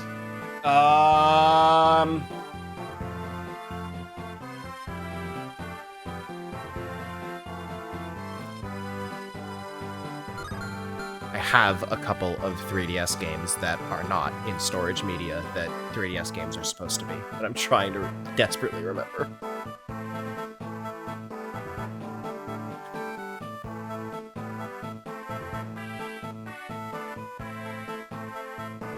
Oh no, Wild Guess is 8 gigs. That's exactly correct. Holy shit. 1 to 8. All right. Fangs says how many And- blocks are needed for cracking my skull open and killing me instantly. The answer is any blocks at all. Fuck blocks. Yeah, no, and then, you know, you might... Then you get shit with, the Atlas tax, as it was called, where games that needed to be on larger cartridges, Atlas charged a $10 premium for. Neat. You're telling me 3DS cartridges can hold as much as an Xbox 360 disc? In terms of file storage capacity, yes, but in terms of, like, a fucking 360 disc can have goddamn... Well, A, it can have dual layers, so no. Well, you can get a double layer DVD. something that has to be remembered in this conversation is that of all the ways that computers have gotten more powerful over the years, I feel like storage is one of the things that has advanced the fastest. Yeah, but it depends. So, okay. Yes, storage capacity is great. So file compression is wild because video compression is still so fucking terrible for, like, 4K specifically, which puts you in situations, right, where, like, what is it? As Dusk Falls is, like, the most recent, like, adventure game published by Xbox Game Studios. It uses, like, a lot of pre-rendered shit. That game is, like, it's, like, made by a small team. It's, like, $20. It was being on Game Pass, but it's like $20. It's got some good reviews. They're like, yeah, like, all the reviews are like, yeah, it'll take you, like, you know, 4 hours to get through all the stuff, but it's gonna be, like, a fun story. It's like a drug smuggling heist gone wrong. It's like, I haven't played it, so, like, if I'm totally wrong, I apologize.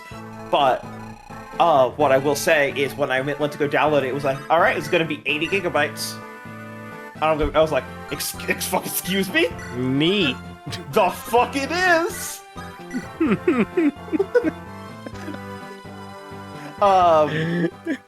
Pointing out, by the way, that Psychonauts 2, or not Psychonauts 2, I almost went a weird tangent because I looked at a physical copy of Psychonauts 2 and I just said what I saw. I apologize about that.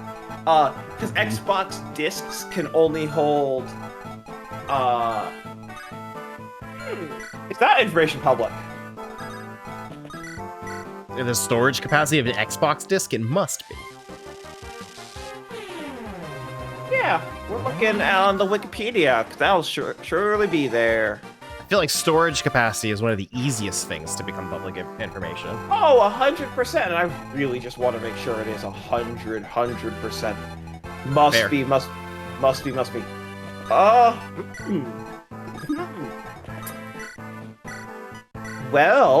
it's not on the Wikipedia. Original Xbox we're talking? No, Xbox One / Xbox Series One. X. Disk storage capacity. This is not helpful because I searched what I know the answer is, that it's all just, here's a game that took this big. So yeah, I don't know. I guess I can't say, because I have not found that information out through a non-NDA'd source. Huh. Well... If you can make a guess that based on information that you found online, I can probably comment on it. Well, this post on answers.microsoft.com says that Call of Duty Ghosts and Titanfall both happen to be 40 gigabytes. Yes, that's true, but that's not necessarily the max. That would be a very weird maximum storage. That is true. Yeah, no one talks about physical disk space anymore. No, especially not on Xbox. So that's the thing. Is I don't know if I can I don't know if I can say it. I guess here's what I'll say. I'm gonna say two wildly unrelated statements. The original Xbox One has a Blu-ray drive as its disc player. Right. Not an Ultra HD Blu-ray disc. It's just a normal-ass Blu-ray disc. Blu-ray discs are a relatively public format. Right. Like, you can go buy rewritables on Amazon that are at various sizes. Those are unrelated, and I can't talk any more specifically. And I certainly can't talk about Xbox Series X games. I can talk about Series S games, as DQP says, are Xbox One/S/X games, sort of Blu-ray still. If you're talking about Series, if you're not just talking about like Xbox One X, Xbox One S, for Series S, games aren't stored on any disc because the Series S doesn't have a disc drive. Well, a extremely fast Google search for Blu-ray disc storage capacity says that your average Blu-ray disc is 25 gigabytes and dual-layer discs can be 50 gigabytes. That is, in fact, what movies are printed on, yes. I would wager a guess that there's probably some information that can be assumed in there, potentially. But who's to say? Who's to say? I'll say that it's very public that PS5 discs are not printed on Blu-rays anymore. Yeah, I in that very same Google search, I saw that Sony has increased optical disc storage to like 3 terabytes or something, so it would not surprise me to hear that that was the date on that was 2016, I think. So that does not necessarily mean that that's what they use for the PlayStation, but it's possible out there. Yeah, a lot of things are possible. I am pulling up a PS5 disc, which, because I work on PS5 discs, is a very easy thing for me to do. And I am just verifying that they have the logo. Yes, PS5 discs have the Ultra HD Blu-ray logo on them. That's it. Fang says, in a sense, is comparing the storage capacity of discs its own kind of ranking stream. Oh, it's very funny, because I brought up a fucking ranking spreadsheet before I even joined the call, and then we've just been talking about fucking tech and development shit all day, and like, hey, again, this is my job for a reason, right? Like, this is shit that I'm very into in a lot of different capacities. I am as interested in this stuff as someone with no genuine experience or knowledge can be. What a fascinating industry. Oh, you have no idea, dude. And then you just fucking get into my line of work, and then you're like, I work in printing games physically. This is like storage capacity is going to be like the thing I think about the most. And then it said it's just like, our legal line has a period here. Actually, change the cover sheet and send us a revision, please. Thank you. I'm like, okay. What a weird fucking thing. Alright. Hey, Matt. That's me. I want you to pick a number between 1 and 263.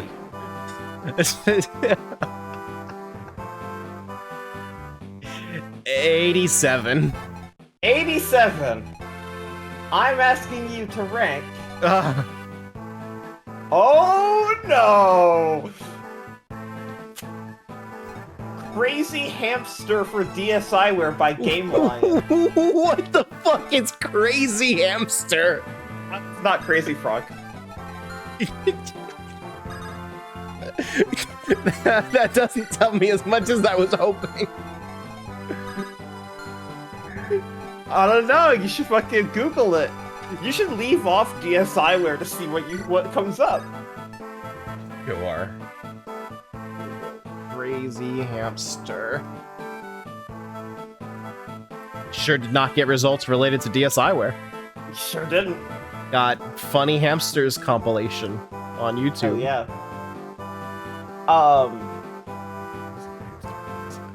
So yes, if There's you're a Nintendo wondering, Life review. Oh my god. there's a Nintendo Life review of all of these. Oh, did Fangs find a fucking? Fangs found the trailer on NWR's YouTube. Thank god. First I was comment. worried for a second. First comment, he doesn't seem very crazy. Second comment, that better not be actual speed. Nintendo Life gave it an 8. Oh no, this is a bet. Nintendo Life. Okay, you know what? You should just watch the trailer that Fangs linked. I get why the second comment is that better not be actual speed.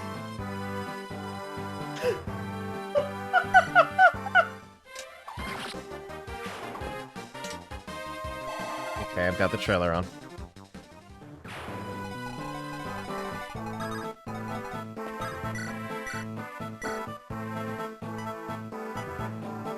I agree. That better not be actual speed. I think that's actual speed.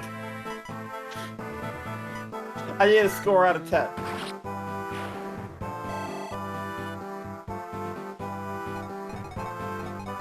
So, Ninian's gonna die for this. Yes. What is it? Yes. What is this? Yes. What is the gameplay loop? It's a platformer that you are moving obstacles, it looks like. Think March of the Penguins on GBA. Except for on DS with a touchscreen.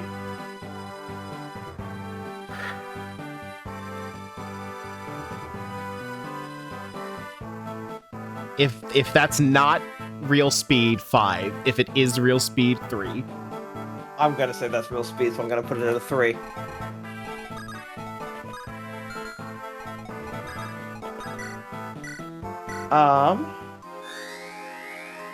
This is going to be very difficult to do while trying to play Fire Emblem. Yes. Hang on.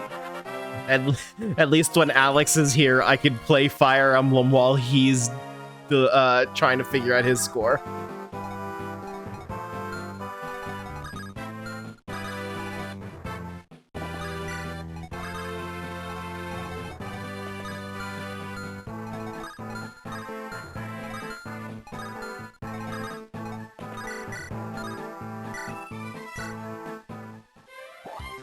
He's cute, but he needs your help on DSiWare.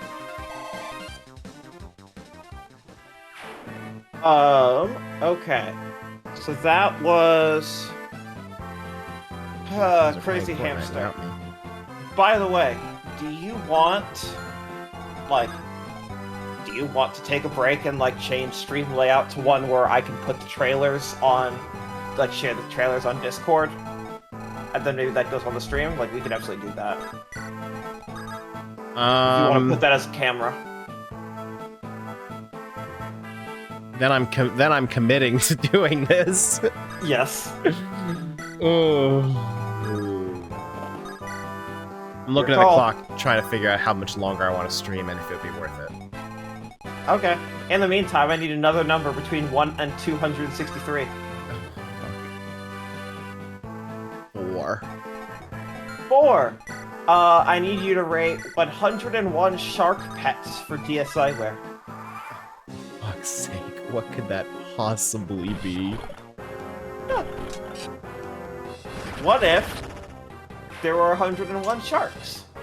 This is by Taeyon, who also did 101 Mini Golf World and 1001 Crystal Mazes collection because they knew how to get to the top of alphabetical order. 101 shark pets. This has a full Wikipedia page. Sure! It's a simulation of raising a shark. You know, very relatable. No, it's not. Simulation in big air quotes.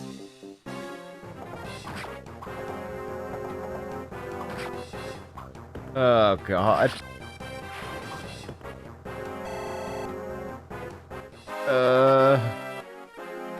Nintendo Life only gave this one a 6.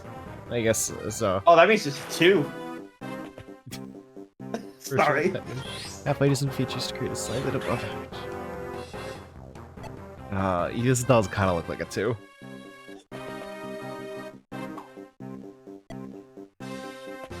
Yeah, thinking about it, it's unusually hot tonight, so I don't think I have it in me to go past 3 hours. So it's probably not worth doing a whole stream setup just for like the next half hour. That's fine. I might call it after this map. All right, give me the next number. 134. All right, what about GG Series Cosmo Rally? There's 21 games that open with GG Series, by the way.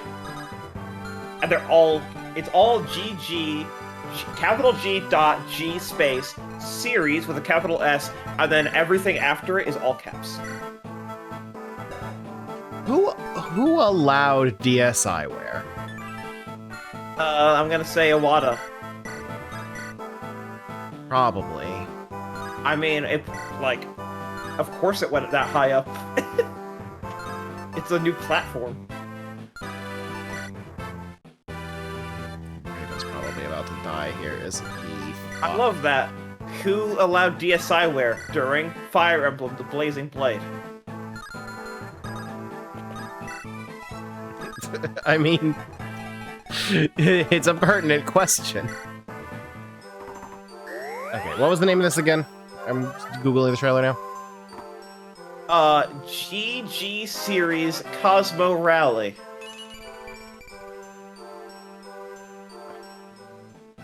A YouTube search gives me nothing.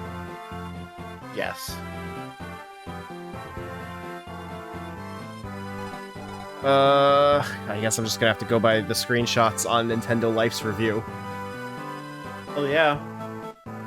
Gameplay, we're taking the high speed, okay, what kind of game is it? Wait, what? The subhead for this review is get ready to activate your G diffusers? Yes. That is such a forced reference.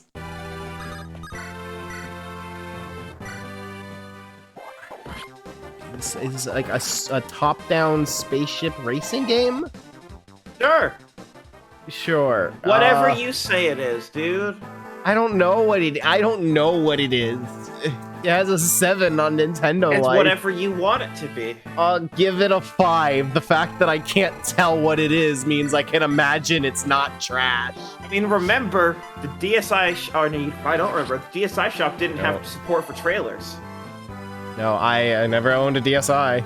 Yeah, no, there were no trailers. You got basically 2 screenshots and their store page text, and that was it. Gorgeous, beautiful, no notes. Alright, give me another number. In case it wasn't clear, all of these are in alphabetical order, but, because there's so much bullshit at the top, because it's all just number in blank, or like 5 and 1, 7 and 1, 101, like it's all that shit for like ever, I'm just letting you poke around and jump through. What's the highest number we can do? 263. That is, these are all the games that came out in North America. Let's go 100. 100. Earthworm Jim by Gameloft. That's probably good. I'll give it like an 8. Except for fuck Doug to Naple. I don't know anything about Earthworm Jim. Terrible transphobe that created Earthworm Jim. Fuck. Oh god, I don't. You don't need to rate it based on that. I'm just letting you know. Was he involved in the game? Fucking, this is just a port of the original by Gameloft. Oh god, I don't know. I don't even remember what number I said. This is hell.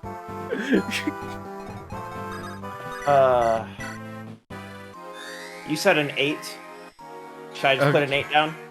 Sure, it's about as valid as any other number I'll give you. If you thought I had no personal experience with most WiiWare games. Hell yeah.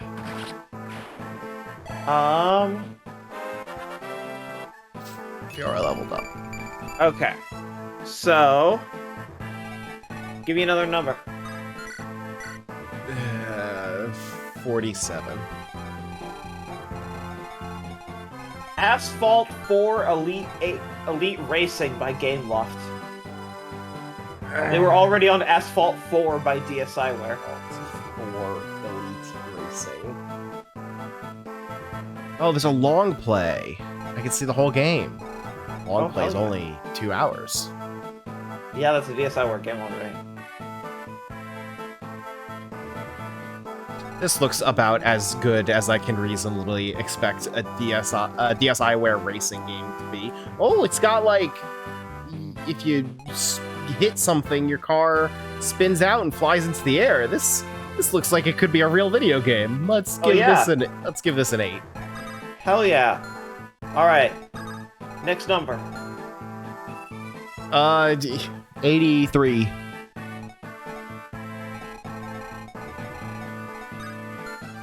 I'm just gonna copy paste this one into Twitch chat.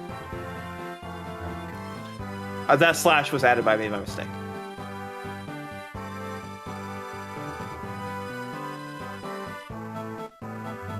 What on earth is this? Good question. All I see is a thumbnail of what I assume is a trailer. And Yes. Yes. I'm looking at this trailer now. This is by the publisher.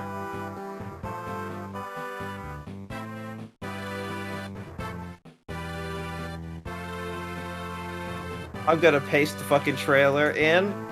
it's a match 3 puzzle game? Yes.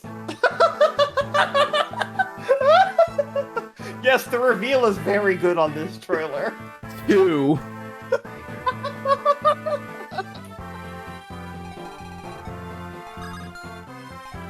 Man, that series sure went places after the taxi game. Yes.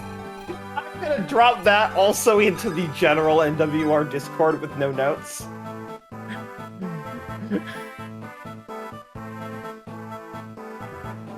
Please embed. There's the embed.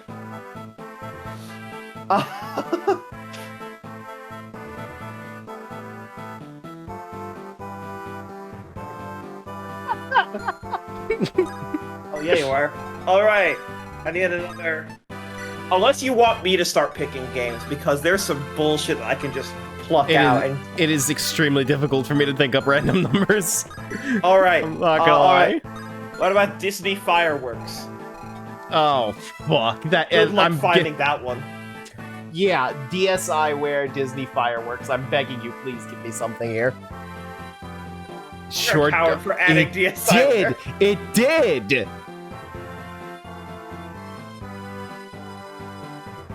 What the fuck is this? I don't know, it has a 3 from, Is this a from rhythm Nintendo game? bold of you to assume it's a game. Assuming I found the right one, this looks like a rhythm game. I found a video from YouTuber Magneon Games. That's one I'm word. looking at this.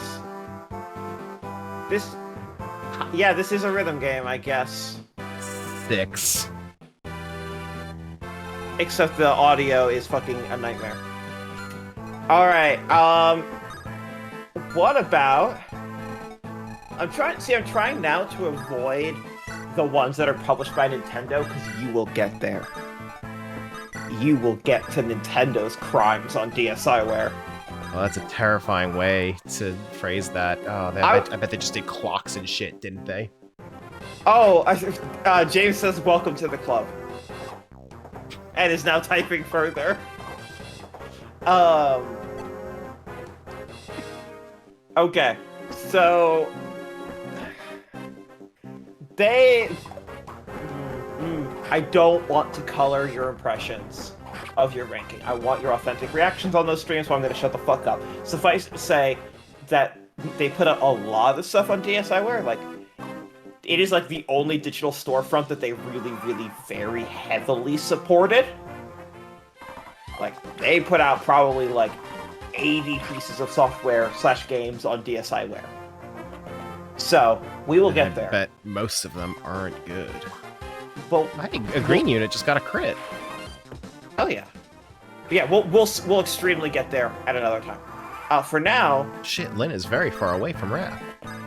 I want to talk to you about Chuck E. Cheese's Alien Defense Force.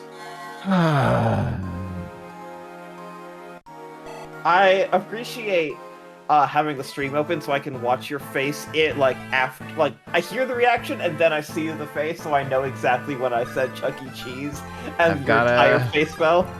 Got a trailer up. I reviewed this at the time. I want to be clear also, this was post 3DS. Why did you review this at the time? Because I thought it was funny as fuck.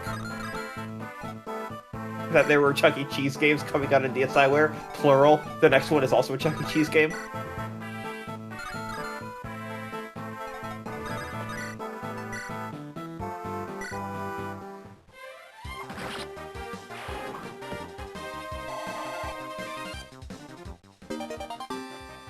Oh, for fuck's sake. It's a carnival game.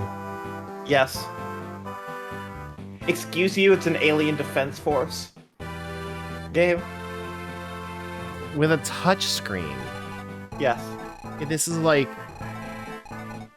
unreasonably easy with a touch screen. You can complete all of the content within 3 minutes.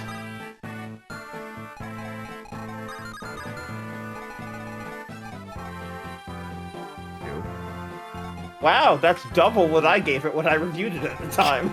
Good. Okay, on Fire Emblem, I'm going to do something that I very rarely do. I'm going to make a save state because I don't know if this boss moves, and it'd be bullshit if he does because no other boss in the entire game has moved. Alright. Your next game, by the way, is Chuck E. Cheese's Arcade Room. What the fuck? They made more than one? I told you that. I just told you that. I was worried about Fire Emblem. Yeah, I played both of these. And I reviewed both of these.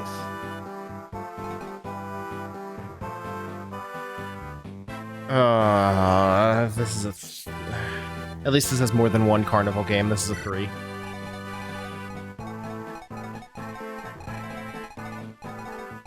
Triple what I gave it.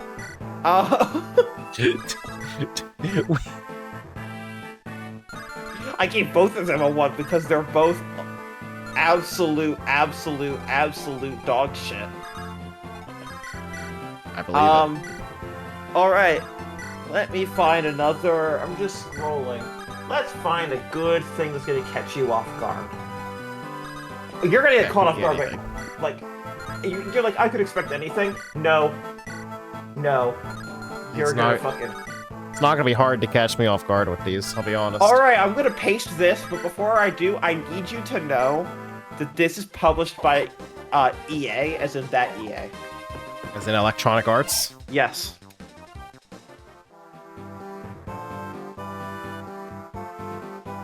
Oh, that can't be good. That can't be tasteful. What's wrong? What could possibly be wrong? Oh, none of the YouTube results are anything like what I was expected. I'm going to paste their official store description into the Twitch chat. And I would love it if you could read this. Wait, hold on, I'll send this over Discord. It's not this, is it? No, what? No. It's not that. The builders are in to replace the girls' toilet block, but they're more interested in cups of tea and instant noodle snacks than doing any work. James suspects foul play, but Alexander and Lenny are doubtful until a strange accident hammers the truth home. How will the 3 friends stop St. Sebastian's being reduced to rubble? Flips interactive books, fun new way for kids to read. Please note that elements of this software may have been featured in previously released software. Okay, no, you're right. That is exactly what this is. It's an interactive book. I'm not even gonna give it credit for being an edutainment thing, because no kid is gonna be tricked by that bullshit. No child is getting tricked by that. That's a 1. Okay. A fucking waste of words. Alright, what about this next one? Fuck, anything with flips is a 1. Sure? Are you sure about Flips Terror in Cubicle 4, Okay, that one gets a 2. also by Electronic Arts. I told you, and I can absolutely fucking find shit that's going to make you question your sanity. Alright, what Do about I this? hate Nintendo, actually, for allowing this Question. to happen? What about this one? I assume that's not the same Ghostwire as the one I'm thinking of. Who could say? Ghostwire linked to the paranormal. Good luck finding that shit without typing DSiWare. So I did, actually. Right away, I found what appears to be a trailer. I didn't put in DSiWare. Nice. The developer of this is, by the way, a different game. That's their name. Oh, good. The trailer is entirely live action until... Oh my god, is this a camera game? Yes. Is this an AR game of the DSiWare camera? Yeah, there's like 4 of those. Oh boy, just like the sheer principle of using the DSiWare camera based on what you have revealed to me about it tonight. It is a one. Hell yeah, it is. You hate DSiWare. What about Gameloft's Guitar Rock Tour, not to be confused with Activision's Guitar Hero On Tour? I'm sorry, I missed all of that because Hang has just sent me this in a Discord DM, and I think it's important that you see it. Oh wait, hold on, no. Wait, no. The link does not go to the images that I was sent.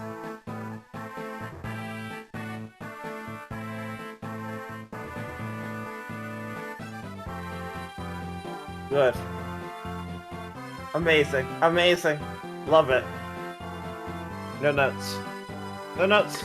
Okay, so what was the next one? Oh yeah, no, Ghostwire Tokyo came out and immediately went on 50% discount. Oh. Like, if you want to be, like, straight up, 7 weeks after launch, you could get Ghostwire Tokyo for 50% off on PlayStation 5. Oh. If you want to know how that game did. The only thing I could think of that was worse than that is when like the remaster of LA Noire came out, and like the next week it was 50% off on Steam. Yeah. So yes, this is Guitar Rock Tour by Gameloft, not to be confused with Guitar Hero On Tour. It does not support Activision's controller attachment because there is no Rock Tour. The entire point of this is, hey, did you know that you can't play the Guitar Hero games on a DSi because it doesn't have a GBA slot? So we're gonna make a fucking shitty-ass game that sounds exactly the same and release it on DSi. And with the touchscreen, not Yeah. nearly as good. At least it looks like a functional video game. I'll give it a 3. Recruitment dialogue real quick. So you're being hunted again, are you, Lyn of the Lorca? Wrath of the Kutala. Well met. What are you doing here? After we parted company, I've made my way as a mercenary here. I see. You haven't changed at all. It's good to see you again. Do you need my help? Are you offering? If you desire it. Yes, please, lend us your strength. We're involved in something terribly dangerous. I see. When this is finished, I will end my service to this place. Alright. Alright, next one is going to be another Electronic Arts banger. Good. It's called My Sims Camera. Oh, that can't possibly be good. There's plenty of videos of this one.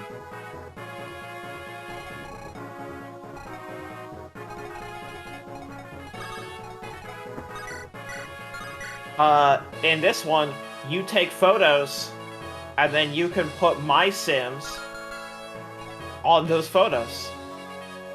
Oh, I thought I pulled up a trailer. I accidentally pulled up the soundtrack. Oh, Mr. DSI Review did a video review of My Sims camera.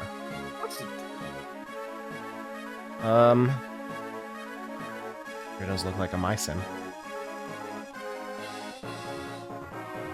There's no footage of the camera being used in this. Fuck yeah. There is a... Wait.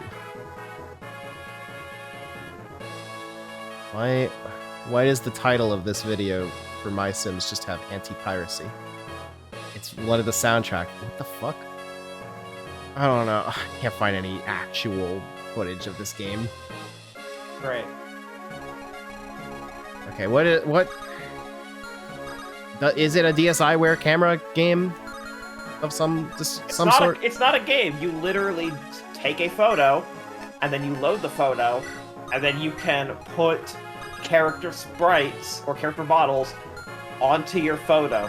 You just drag them on, and then you can save it as a new photo to your SD card, and that's the entire app. At least it sounds functional, I guess. I don't know. What does it want to be? I don't know. How do you judge that? How do you judge something that aspires to be so little? I mean... Alright. No, I need Alex and Joe before I reveal that this game exists, because everyone will take psychic damage. I have to keep that one secret for now. That's too powerful. Oh, goody. How exciting. It is a very like, games with threatening auras is like a really good, like, that would be a very good first tweet for that gimmick account. Meeting Alex and Joe here. I feel like the next time the three of us are gonna be together is Mario Party. Yeah, I might just break it out during your next Mario Party with your guest. And say, hey, did you know that this game existed?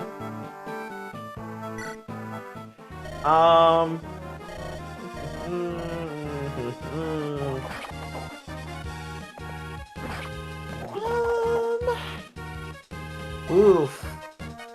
See, the problem is that so much of this is like either first party stuff, or like, I don't know if this is going to give you psychic damage in the way. Oh, I know what it is. I'm going to go to the bathroom and then I know exactly what your next game's going to be. Okay, I might be done with the chapter by the time you get back, so... Alright, I mean, I'm going to be done. I'm going to be back in like a minute, so... Okay. Alright. Oh, no, I will not be done. Holy shit, we have reinforcements on the other side, too. Okay.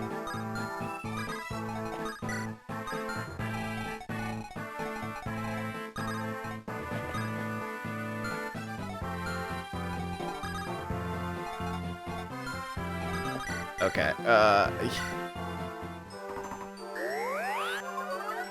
should have killed the boss faster, then this would have gone better.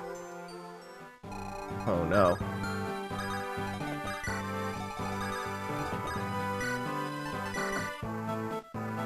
Oh, I can kill that guy at least. Why is every defense map I just rush forward and like go full aggro on everything instead of like actually trying to defend? Alright, I am back. Okay, I didn't realize there were reinforcements on the left side, but probably Gotcha. Probably won't be done momentarily. Okay, I'm gonna Discord you the name of this next game, and I want you to read it out loud, and like, basically debut this.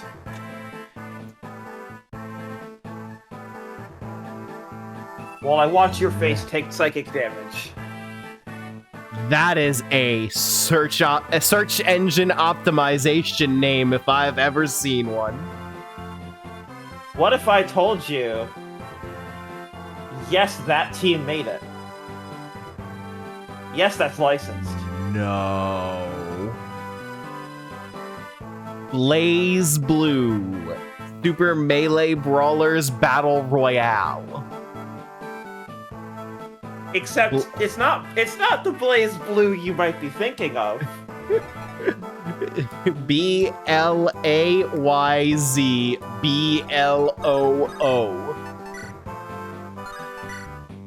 You know, I knew you would take psychic damage. Blaze Blue. That's their way of saying chibi characters. Genuinely. Oh, like Ruby Chibi. Oh, I can't even ironically like Ruby anymore now because of all that.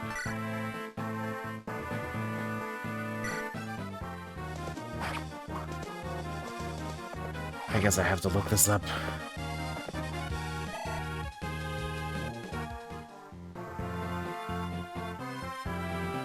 Oh, that sure is the Blaze Blue logo. Blaze Blue. What the fuck is this? Yes. I'm not okay knowing that this is where the chibi models for the cross tag lobby came from. This is exactly where the chibi models from the cross tag lobby came from. This is exactly where they made their chibi models. It looks functional, I guess, for. I'm sure it's fine, I guess. Alright. I'm gonna give you 2 different games back to back, and I want you to know that these are 2 different publishers. And I'm gonna give them to you at the exact same time. Okay. But I do need a score for both. Okay. The first, I'm gonna put them both in Twitch chat.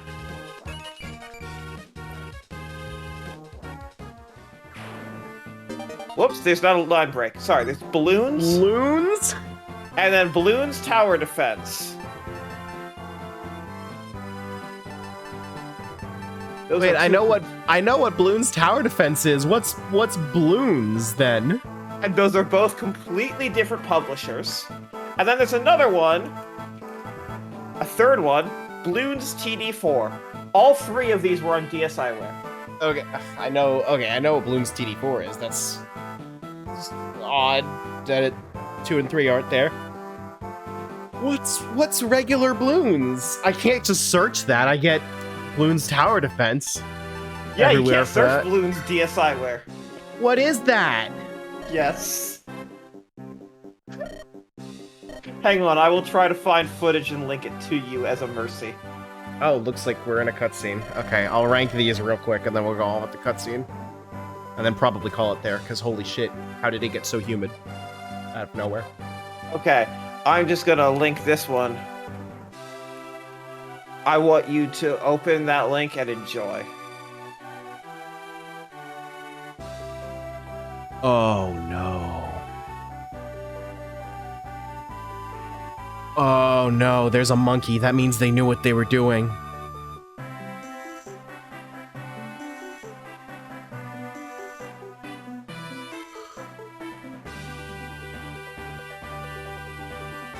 What if I told you they were related? Are they? Different publisher. No, is Tower Defense a spin-off of this? Why do you think it's called Balloons Tower Defense and not just Balloons?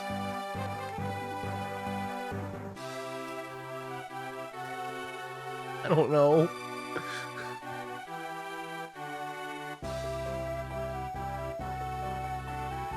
Yes, this is exactly that.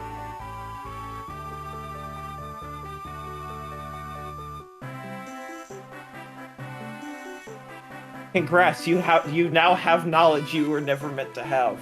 The Wii edition? No. No. This was WiiWare? Yeah, there's a WiiWare one of this. We'll get to it. Bitch.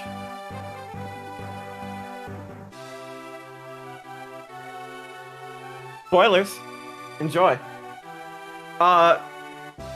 Reading out their franchise history, by the way. Balloons, April 07. Balloons TD, August 16th, 2007. Bloons TD2, October 2007. Bloons TD3, October 2008. Bloons Insanity, June 09. Bloons TD4, October 09. Bloons Super Monkey, February 2011. Bloons 2, not Bloons TD, Bloons 2. What the fuck could Bloons 2 be? September 2010. It's a sequel to the original Bloons. Bloons TD5, December 2011. Bloons Super Monkey 2, May 2013. Bloons TD Battles, July 2013. Bloons Monkey City, November 2013. Bloons TD6, June 2018. And that's the one that's been going ever since. Except there's also Bloons Adventure Time TD. Enjoy this incredibly fucked up and bad franchise. Bloons It is a also- 3, Tower Defense is a 6, Tower Defense 4 is a 7. I've played Bloons Tower Defense. I like it. Okay. Well, go forth with your cutscene now that you have taken this psychic damage from Bloons. So, brother, you're alive after all. You were so long gone that I feared you dead. Another day, and I might have arranged you a funeral rite. My apologies. Been a little busy.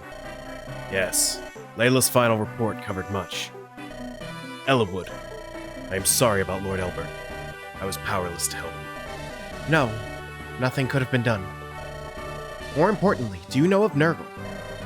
Only what was reported to me. He appeared a year ago and seized control of Black Fang. Then he ensnared Laos in a plot of rebellion against Ostia. I can't see what he's after. The dragons that vanished after the scouring. He wants to bring them back again. What? Can that be done? Yes, let me explain.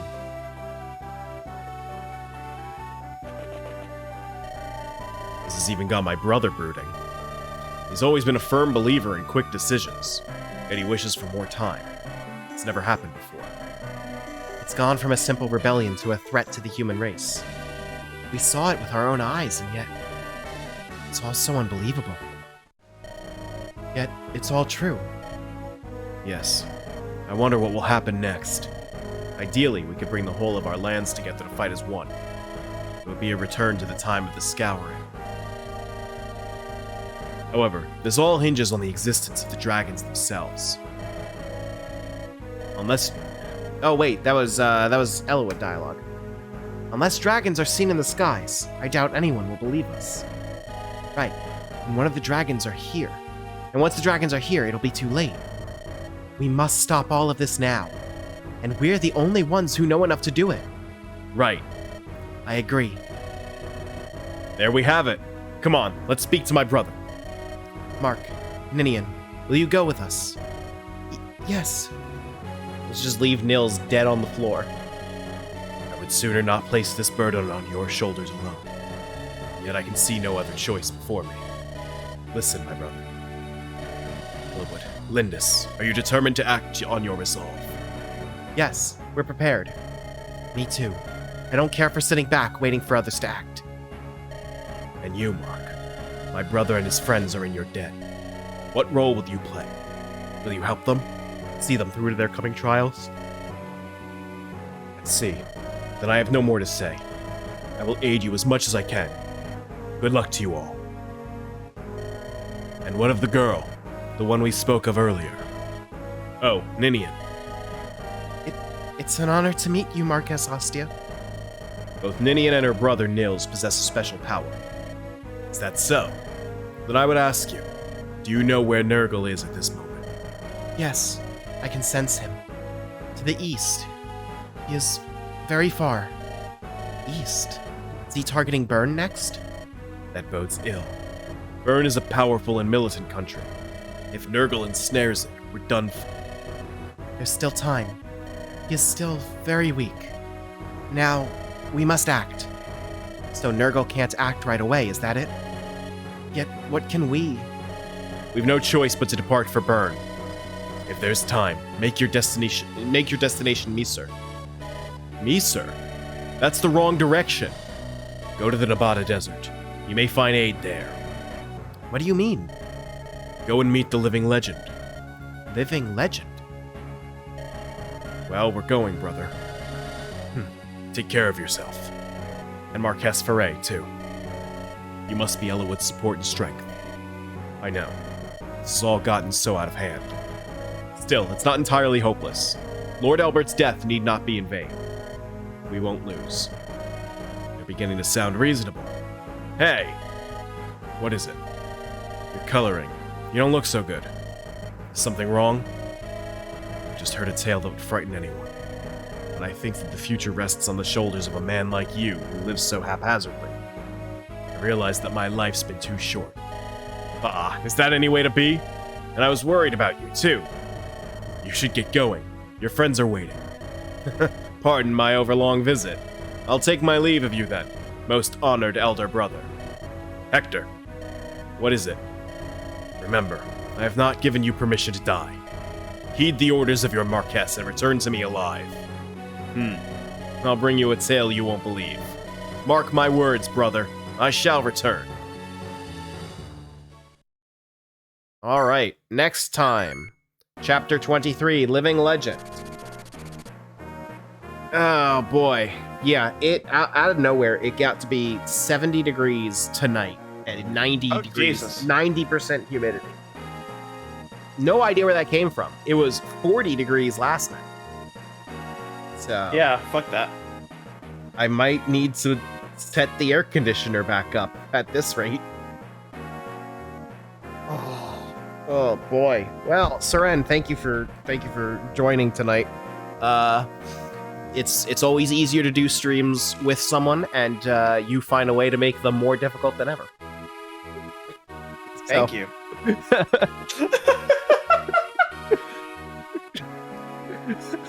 I mean, yes. Yeah.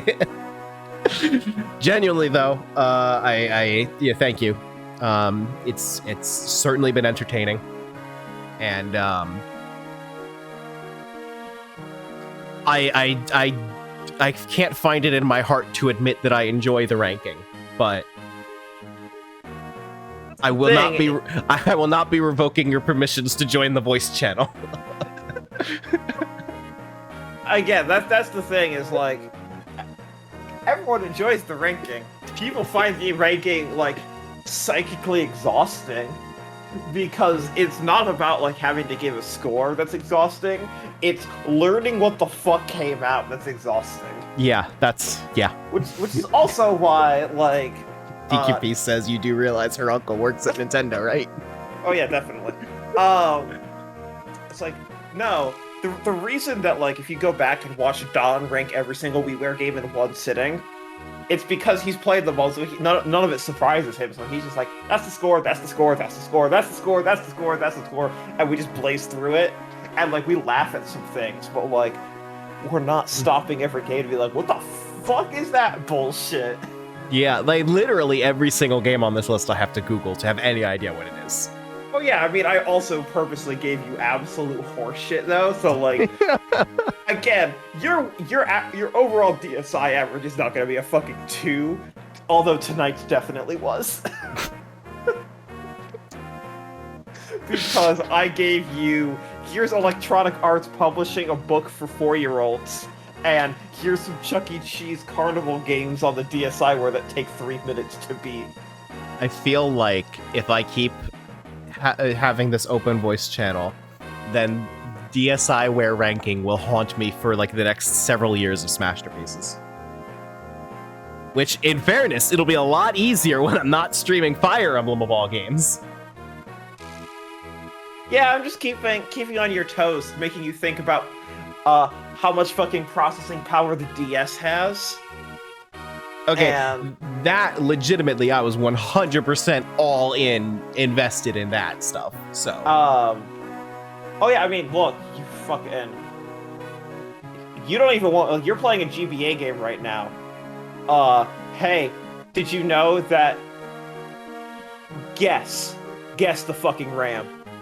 oh, fuck, it's not good. I'm guessing it's on the scale of kilobytes. Yes. Yes, there is not a single megabyte of RAM in the GBA. Absolutely not. Oh, God.